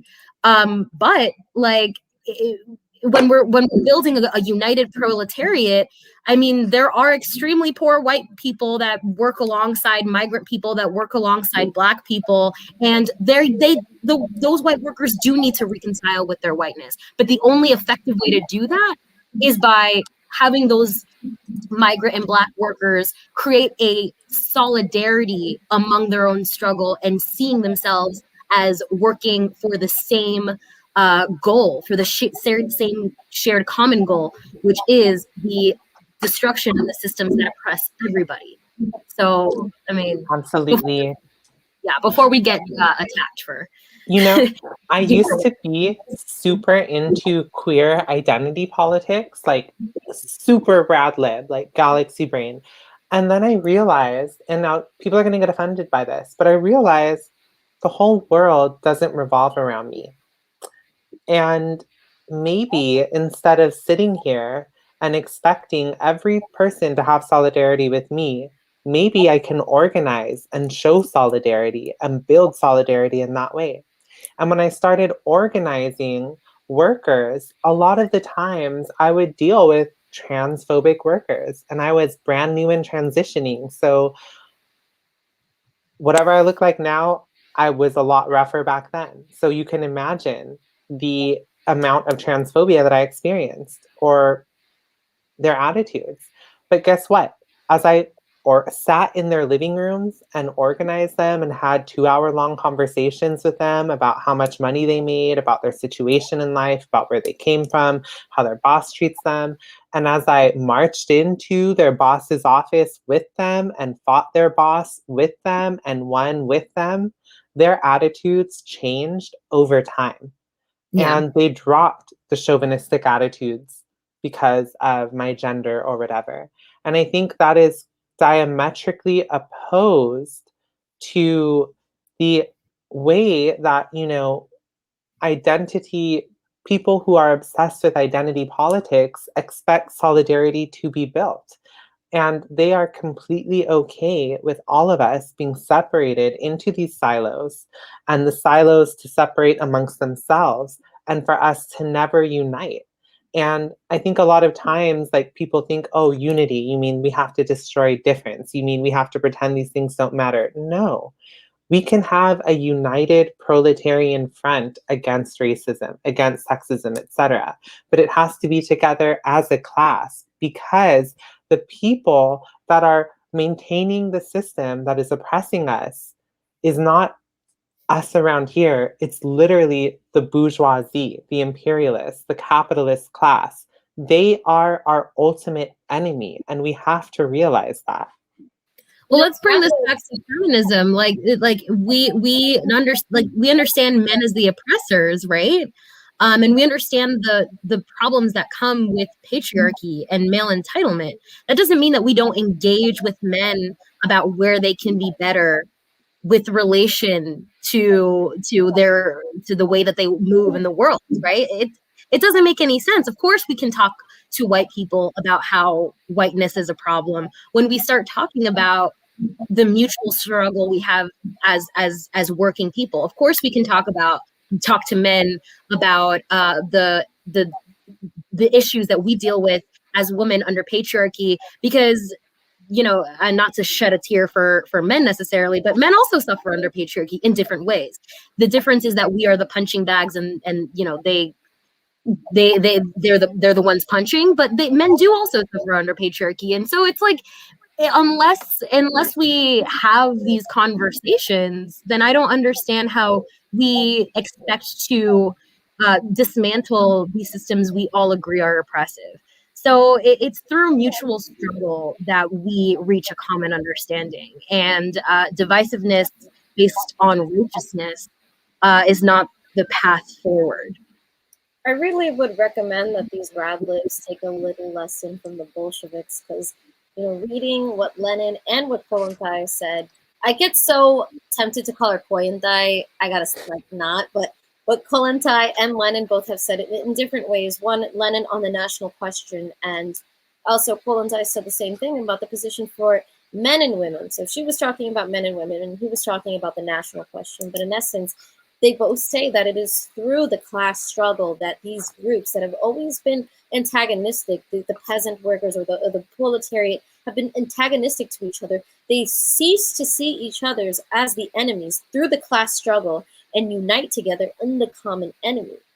But these rad libs, these folks that just learn communism through Twitter and Facebook and whatever gets them the most followers, they think that we can't have a proletarian struggle until we shame all the workers into just, okay, you're right. You're how many brownie points you have? Yes, you're correct. You gotta get over 50 to be like somewhat correct. That's the threshold. And that's just not gonna work. And that's just going to push the workers more and more away from us.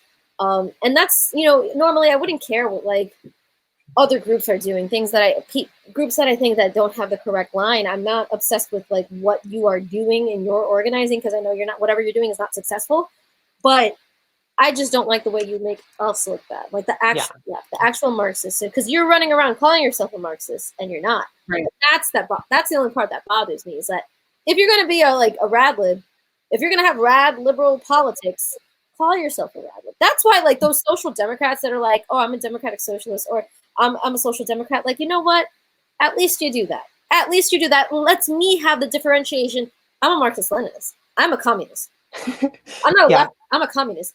But then you have these like Marxist-Leninists, or you have these like, I saw one person on Twitter who like was saying things that like, I do not agree with Marxism, Leninism anymore, because people on Marxist-Leninist Twitter have bad politics. And that's the kind of state that like people that are like calling themselves Marxist-Leninists are like completely abandoning the science, because, well, I don't like some people on Twitter that call themselves Marxist-Leninists. So like I am a completely different ideology now. Yeah, and I think like a hard truth that we need to understand, and I think that a lot of people that like are obsessed with identity politics are going to hate this. And also some feminists who erroneously name the primary contradiction in society as between men and women. But a basic tenet of proletarian feminism has to be that women have more to gain from uniting with men in their own class than they do with women in the bourgeoisie. Because, and it goes the other way too, right? It's not just us uniting with men to work on their concerns and not ours. It's also men understanding the roots of patriarchy, combating male chauvinism, and standing in solidarity with women. But the basic tenet has to be there is no feminism where class is erased, we have more to gain by uniting with men in our own class than uniting with bourgeois women. Yeah, and the divisions among workers is again, I mean, it all goes full circle. It's created by the ruling class. Obviously, the ruling class has more to gain from the petty divisions among workers, because we are too busy fighting one another and trying to one up one another and trying to reach aspirational, whether it's wanting to be as close to a capitalist as you can, whether it be wanting to marry into a white family so that you can dilute your skin color and fit in better with white America. People are so obsessed with these things that they forget, again, who their common enemy is and who their real ally is. And the ally is your fellow worker. Yes, you and your worker may be different. You and your worker may have differences that you have to hash out. But at the end of the day, you have more in common with that worker than you will ever with the capitalist. And, and I also wanted just the revolutionary class. We're the only ones with that mutual interest, and that's why we say class is the basis. And yes, we deal with the superstructure, but class is the basis. Class is the Yeah, and also if you have questions, feel free to ask them. And also, I think that there was a misunderstanding. I didn't say proletarian women should unite with all men. I said that we have more to gain with uniting with men of our own class, meaning proletarian men, and not just any man in the working class, but the most advanced segments, and organizing more people, building class consciousness. But yeah, feel free to ask any questions, make any comments, and we will get to them. Yeah.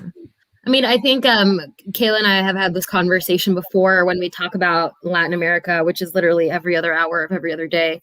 But in Latin America, where she and I are from, these things are like, if you tell an organizer, a labor organizer in Latin America about the petty nonsense that goes on among the working class in America, they wouldn't believe you. They wouldn't believe you. They would look you in the eye. And trust me, because I've told them before. I've literally been in like the trenches of Latin America and say, hey, get this. Let me tell you a story about how off the walls American leftists are. They'll look at you and they're like, but why? What a waste of time. And it really is so exclusive to America to be so obsessed with these distractions that really take us nowhere. Anywhere else around the world, I promise you, they would not. They're not engaging like this. And there's a reason why, there is a stronger worker.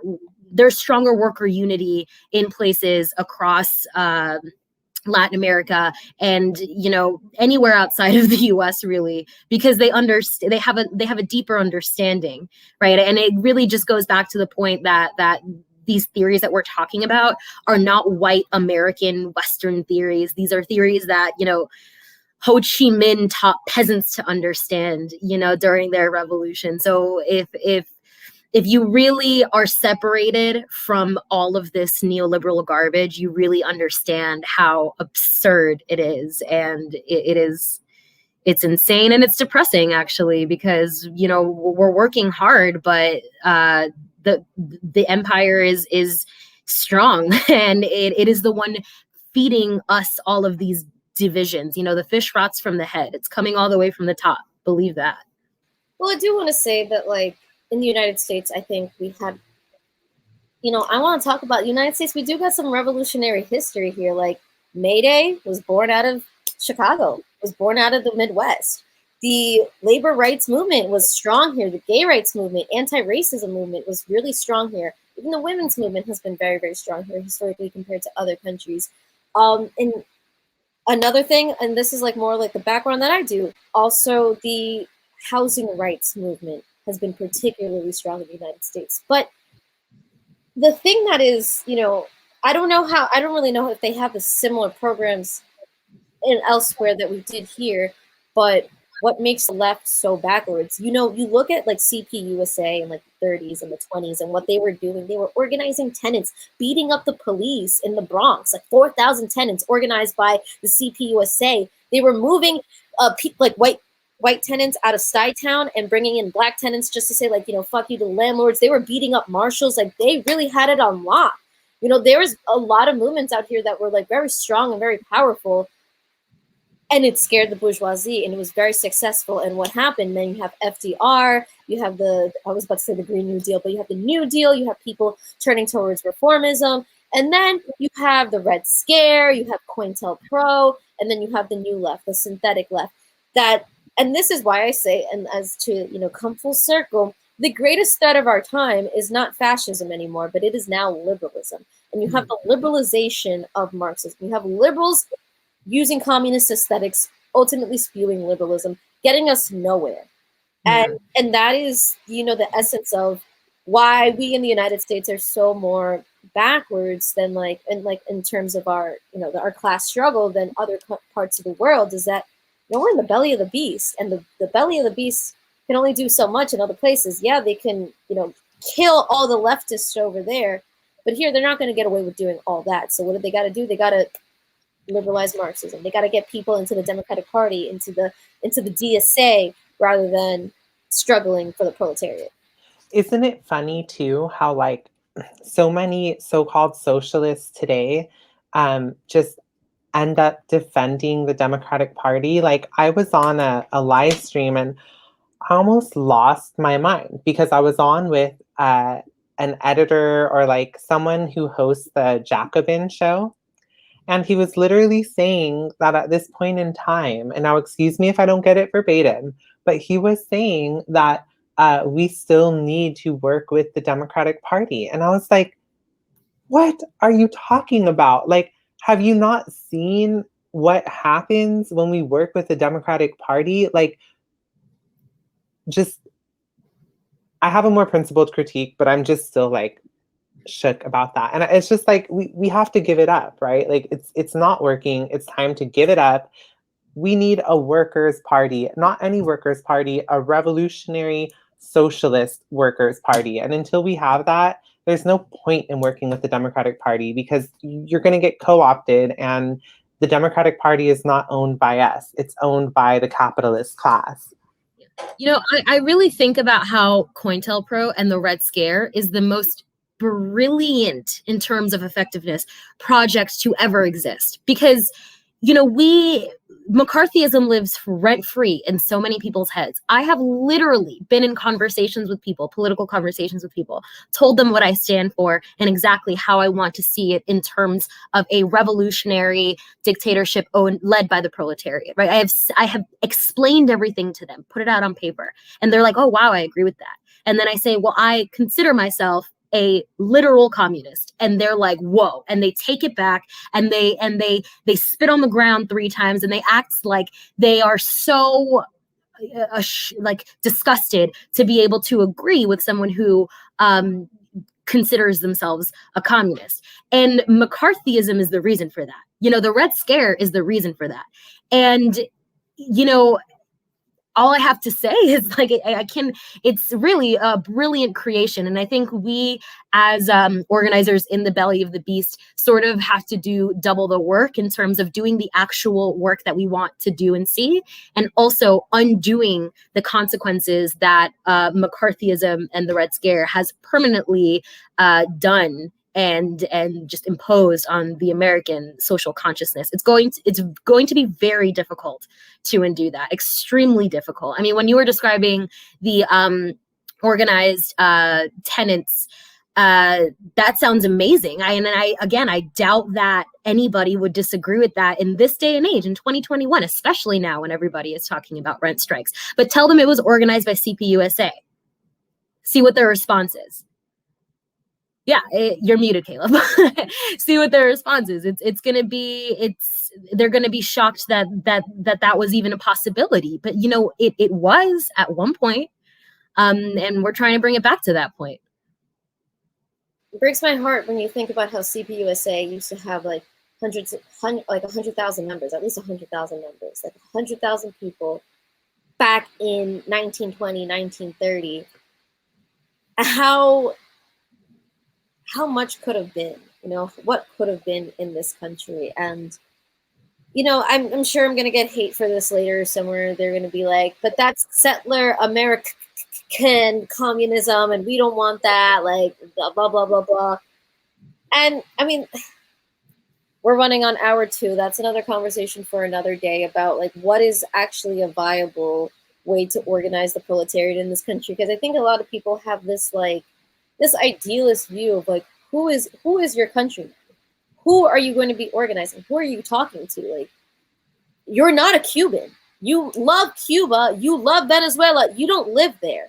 Your job, like Che Guevara said, take a lesson from the guy who did the revolution. Your job is to organize within the belly of the beast and work with your own proletariat and not hate your fellow proletariat. Not judge who is proletarian enough. There's this also, and I say this all the time, there's this like American exceptionalism that like, you know, oh, revolution can't happen here. Every American is bad. Like, you know, I'm mistaken, but I'm pretty sure Marx said workers of the world unite, not workers of the world except the West unite. Yeah, and also like third worldism has been thoroughly, you know, struggled against, and I think we shouldn't try to resurrect it. And it's like even trying to resurrect this kind of like third worldism just pretty much lets us all off the hook, that we don't have to try and build revolution in our country because everyone in the oppressed nations can do it. And it's like, no, we have a job to do here. And I think that goes, you know, before we sort of wrap up, to something I wanted to say, which is that people need to organize. You know, it's not enough to post on Twitter. It's not enough to read on your own. We need to organize ourselves, right? We need to read together. We need to organize together. We need to work together. Because while our theory might be on point, if it's disconnected from social practice, then it's liberal in a way because it's atomized and individualistic. So organize. Yeah, I mean, it doesn't serve anybody if our thoughts and analyses only exist on our Twitter page. You know, unfortunately I have seen that in America, at least, people are quite hesitant to join organizations.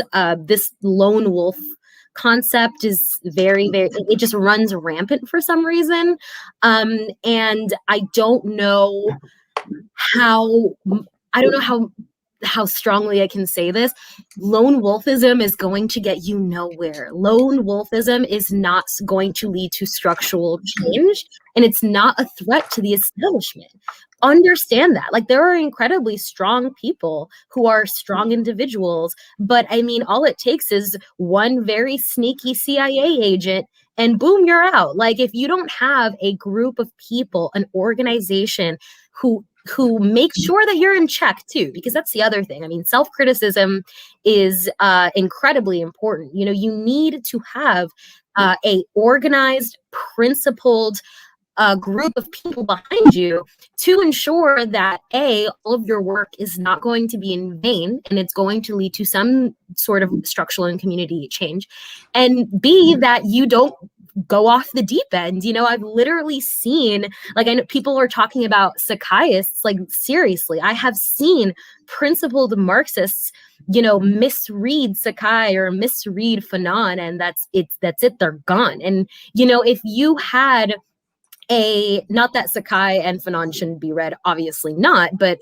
you need to have a lot of fundamental understanding of what imperialism is, how it's connected to capitalism, and you really need to have a strong political education to be able to, you know, take what you need from the rest of these texts and not fall into Afro-pessimism or third worldism, because again, who does that help?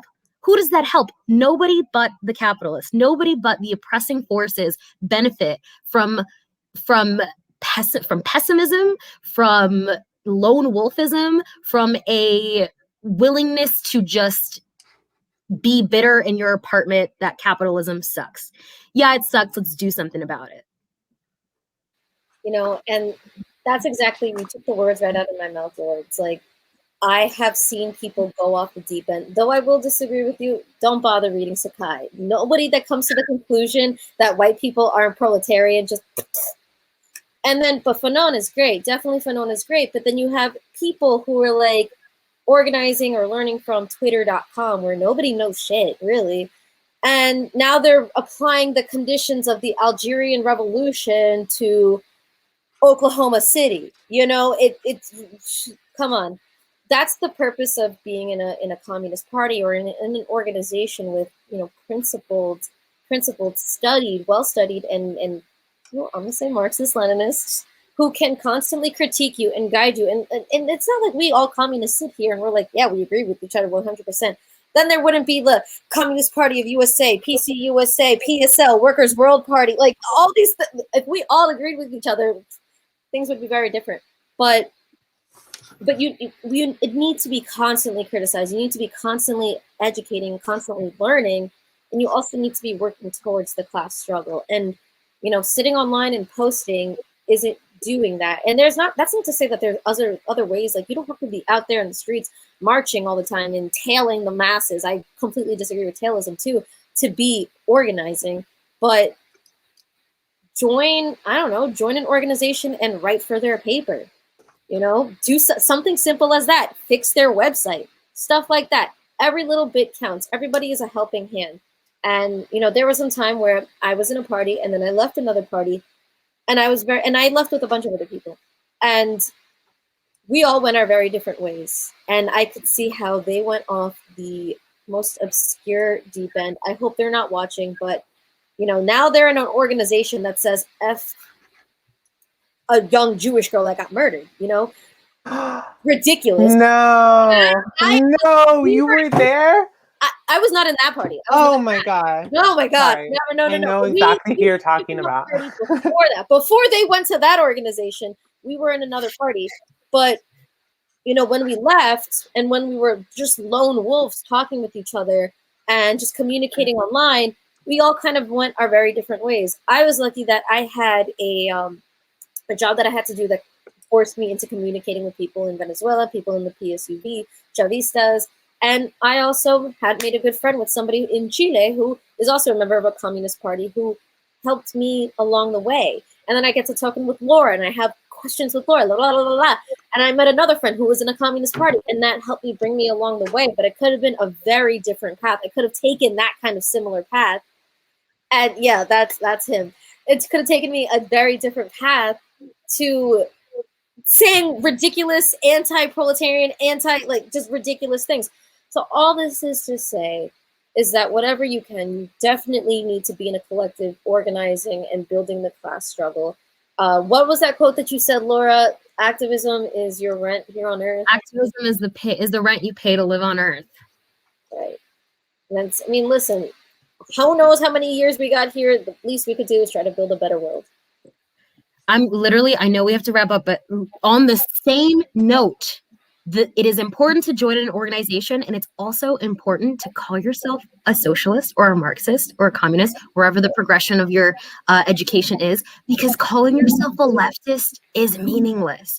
I know a lot of people who are afraid of the S word or the C word or the M word will be like, I'm just a leftist. What does that mean, babe?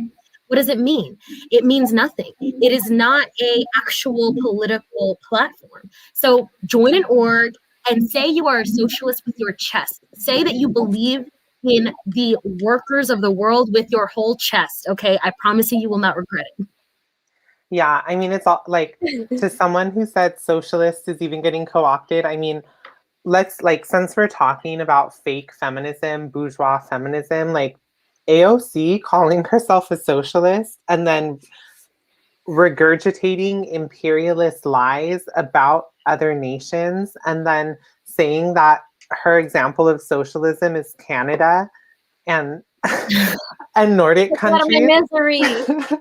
I'm just like, see, like, we all here probably come from like different ideological understandings of certain things, but I think we can unite against fake people like AOC calling themselves socialists and making people believe that supporting Biden and Nancy Pelosi is socialism. I will never forgive that sect, that kind of socialist. I will never forgive them from calling themselves socialists. I will never. I was I saw a TV today, and it said how Biden's immigration policy is the hypocrisy of the left, and I will never forgive this world for giving these chauvinists, these social fascists, rather, the audacity to call themselves socialists. And so that's why I'm at the point where I'm like, no, I'm a communist. You want to know what kind? I'm a Marxist-Leninist, but I'm a communist with a big C. You know, forget that anti-capitalist shit because I don't know what that means.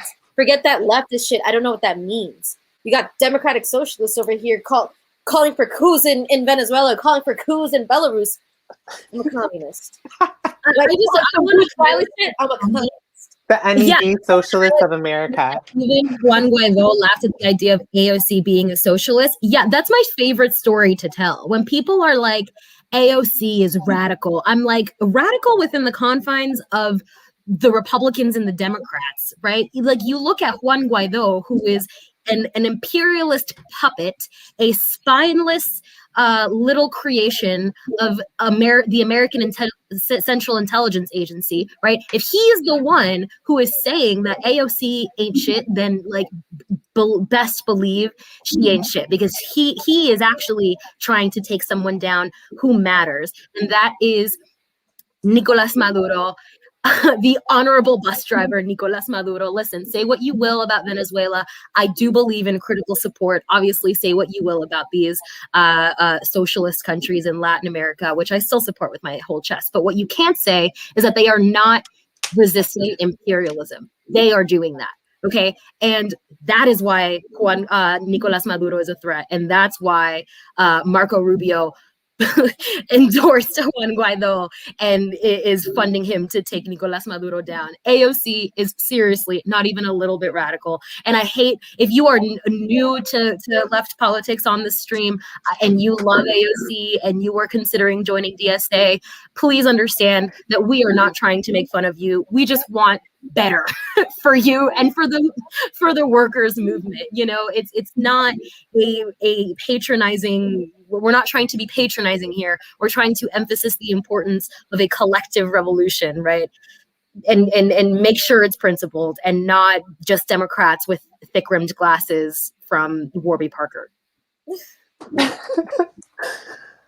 Yeah, I you know, it is like back to that conversation on imperialism that we were having. I mean, what I found also so insidious, and I use this word too much, and I probably shouldn't be surprised, but for some reason I still get so angry, is like on the DSA statements about the sex trade and about other things too, they don't mention imperialism at all. It's like such just like an illustration of the American chauvinism that is, and the anti-internationalism that is present in social democracy.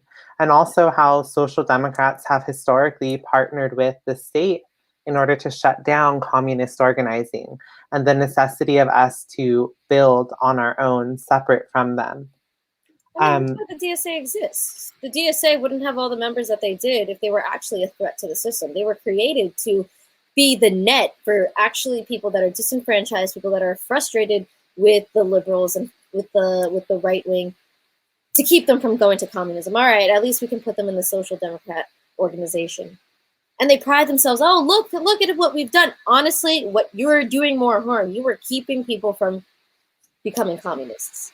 And that's why they're allowed to exist. That's why they were created. Michael Harrington was a big anti-communist. You know, Tux Alonso in the thread said something interesting, which is, well, within social democracy, class struggle still plays out. There are people who are tricked into the DSA and they have to be won over. That reminds me of, you know, I was reading the German Communist Resistance by FLP books, which you all should check out. And Devin Zane Shaw, who studies, you know, fascism, he made an interesting point that part of the error in practice of the party at the time was that they saw all social democrats as social fascists. And while there is credence to that line, because social democrats will side with the state to shut down fascist organizing, they miss the fact that rank and file social democrats can be won over. and that there is a possibility of forming a united front with them and winning them over. I mean, it's mostly for the proletariat at the end of the day. Who have radical potential, but sort of went astray somewhere. Also, sorry to the Warby Parker wearers in the chat. My God. But I think unless there are any questions or things y'all want to say, I think we could go ahead and wrap up. So I don't know if y'all want to like give any closing thoughts you have, plug any work that you're, about to drop. Well, no, you know me, I'm Kayla. I talk a lot of shit. I do a little organizing on the side. Yeah, and so I'm glad to be able to have spoken to you, both lovely ladies. You're both people that I've learned so much from, immensely from. I mean, I call up Laura and I'm like, 3 a.m. I have a question. And she's got like responding at 3 a.m. with a voice message. With a voice message ready to go. So I'm just really glad that you guys invited me to be able to speak with you. And I admire the work that you guys are doing. Honestly, I see that there's so many people online that are like obsessed with you. I think there's literally a page that like tracks your every move and like just literally exists to watch what you're doing. And that's how I know that you guys are on the right track. Like instead of them focusing on what their politics are, they're worried about you. And like Young, I don't know who said this, but if you ain't got no haters, you ain't popping. Mao said it in a different way, which is that it is a good thing to be attacked by the enemy, for it means that we have achieved a great deal in our work. But whoever said that too, I agree with them too. I think just a final word of, inspiration is a lot of these haters. I mean, they really out here, okay? They really out here and they have nothing better to do. And it may seem like they are so powerful and it's so many of them, but they are paper tigers, okay? They are 100% paper tigers, because if you actually ask them what they stand for and what they are fighting for, they have very little to offer other than ideas. Okay, the difference between them and us is that we have ideas and solutions. Okay, and I am so grateful every day to be in sisterhood with y'all and to have the comrades that I have. I seriously, like, I really do hit people up at 3 a.m, be like, I need a self-crit. The both of you have been victims of my I need a self-crit at 3 a.m. So y'all know.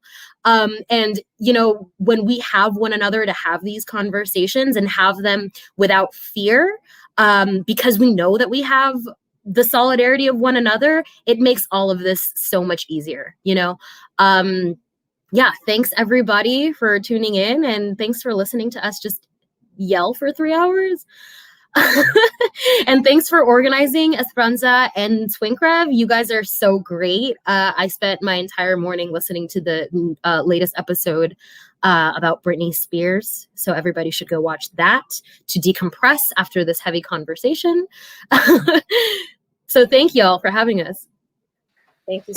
One thing, hopefully I haven't asked my Twinkrev fam yet. Well, I did, but they haven't read it. But I'm hoping that we could do a live stream with 2 of our comrades here in the comments right now on philosophy and dialectics.